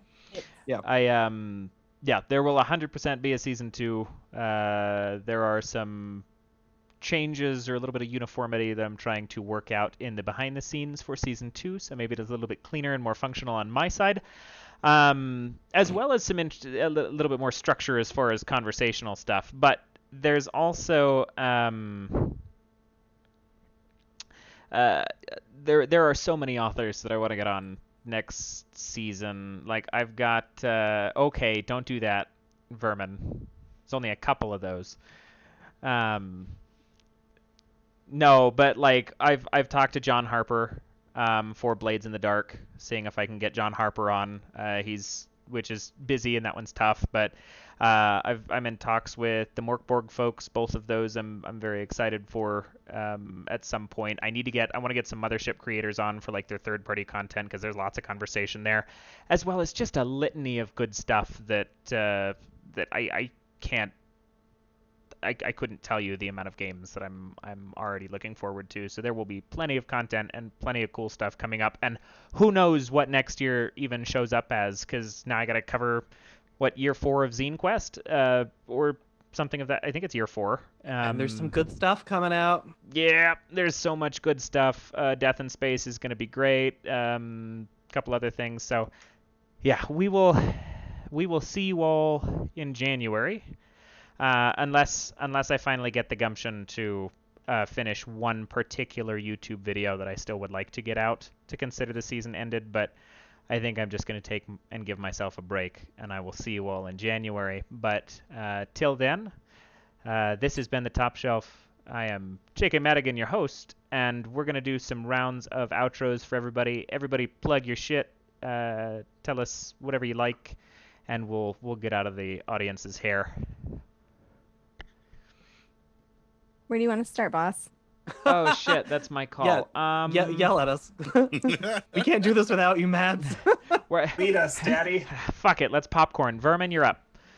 Oh, fuck. That's what Hey, you everybody. get. I am Legendary Vermin. You can find me as Legendary Vermin on all the places on the internet that matter. That is, of course, Itch, Twitch, and Twitter. I am going to be back on Tuesday and Wednesday of next week playing first in a game with Sarah as a cranky old skeleton who just wants to learn about stuff. And then the next day, I'm going to be playing as a mute cyber soldier in an ongoing game of the Alien RPG called Hubris of Man. Both of those start at 5 p.m. Pacific time. But if you're ever like, Vermin, what are you doing? And I'm not there to answer your question, you can go on legendaryvermin.com/live, and you will find all of the stuff that I'm doing, usually about 2 months out. Besides that, I make games, and you can find those at my itch profile, which you can find through my website. Keep an eye out. I'm going to be releasing a playtest version of my upcoming mecha game called No Amount of Armor. It's had a big breakthrough. It's going to be out. The playtest version is going to be out before the end of the year, and there's also going to be a Discord server that goes along with that. So get hype. Pass it along to whoever says popcorn. Oh, we're going to do this. Excalibur, get after it. Hi, everybody, and I was Excalibur. I am now Bright again. You can find me on all forms of social media at Bright Dystopia, specifically at my Twitch channel and my Twitter. It's the only thing I care about. Don't bother anywhere else. You can also find me running games. If you go to magpiegames.com/pages/Bright, you can find a game that I'll be running, and I'll be running them in almost exclusively Urban Shadows or the Avatar Legends TTRPG. And that is all. Otherwise, go look at Sarah's schedule. She's going to pull me into a bunch of bullshit for the rest of my life. So, go there. We're better off those for will it. be the for sure. This was a good time, by the way. I know I didn't mention much because it's only been like the one time that I've been here, but this now sits in like my top 5 like only RP moments. Is like this Smash Cut, System Shock, and this game again. So thanks for having me for my first one. This was a real good time. Very welcome. Sarah. Hi, I'm Osarix Franco. I played Viola Ragnar, or Viagro, and it was just a whole bunch of fun. If you like my face and the words I say sometimes, you can find me in all the places at Osarix Franco. I recently just got a TikTok. I did the thing, so you can expect to see some like fun cosplay kind of character stuff on there, which I'm really excited for. I do just a whole bunch of different TTRPG content here on TPK Roleplay and several other channels across the community. As for what I've got coming up immediately, you can check me out on Sunday. I'm over at Nat 20, and all Sundays I'm at Nat 20 in the evenings for Morningstar and Company. On Monday, come back here for Stargate Phoenix, where I have rejoined the goodies, which will be a lot of fun. As Vermin mentioned, I'm running a one-shot, and I'm so excited because this will be the first time that I've gotten to GM with Vermin. So I'm and some other players as well. I'm really looking forward to it. You can find me in shows like Dark Echoes, Harper's. I've got a new game kicking off on the 30th over at Nat 20 with the Nation of Joe, who is a brand new GM, very first time, and he's going to be running a campaign, and I can't wait for that. A project that I'm super excited about that Bright is joining me for over at Nat 20 is The Last Time Around, which is a much more serious vibe. A Curse of Strahd campaign that will be very intense, and I'm looking forward to kind of exploring the dark themes in that game. I'm around. Twitter is the best place to find where you can see me next, I'm sure. Oh, one thing that I didn't plug earlier, I've been working on a super cool project with Dat Magic. We surprised our group of players by combining our one-shots into a larger narrative. Both Kegan and Bright will join us for that game on the 1st as we bring it kind of all together, a game with 2 GMs and 2 sets of players, all culminating in one moment. I'm really excited to see how it plays out. All the things, if you don't follow these wonderful people, do it. Sub to TPK, to all the different places. I just want a huge shout out to the players. You guys are the best. Thank you so much. Mads, thank you as always for inviting me. This is one of my favorite things that I do on TPK Roleplay. It was phenomenal. Thank you. And Great. That just leaves me. It does. Yeah, you can find me. I have been and will continue to be Keganexe. You can find me online anywhere at Keganexe or at Keganexe.com. And we played my game today. It was DungeonDelvers.tv, which you can find online at DungeonDelvers.tv. Or if that link still isn't working, itch.io-Keganexe-DDTV or something like that. But the link should be working, so don't worry about it. You can't find me tomorrow on Sarah's game because I wasn't invited. That's everything. Bye, everyone. Very good. Well, thank you again. And thank you to everybody for being on and the kind words and all the excitement and everything. Like, y'all are fucking awesome as far as players and GMs and writers and things, and I'm super glad to know everybody, and it's wonderful. And to get to know new folks over there in that corner there. But I am J.K. Madigan. I host the Top Shelf, and it's basically all I do because it burns me to the floor some weeks because I feel like I'm very busy, but I want to do more things, so we'll see what happens next year. But you can find me at Twitter at JK Madigan. I also have written a couple games. They are not ultra polished, but they are all lots of fun. Raven's Crest is amazing, and you should all play it. Raven's Crest is really good, and you don't talk about it enough. Really good. I should talk about my games more. You should talk about Raven's Crest more because it's legitimately one of the funnest games I ever played. Raven's Crest is. I wasn't invited to that either. What? Kegan, I didn't know you existed. And whose fault's that, Sarah? We should let you finish your outro. No, you're good. No, Raven's Crest is the first thing that I ever made, and it's still probably the one that I'm most proud of. Built off of the Into the Odd rule set, but for 80s genre horror. It's superb. And then I also have A Sailor's Grave, which if you like low historical fantasy pirates, it is a collaborative 2-dice game using my 2 favorite dice that exist.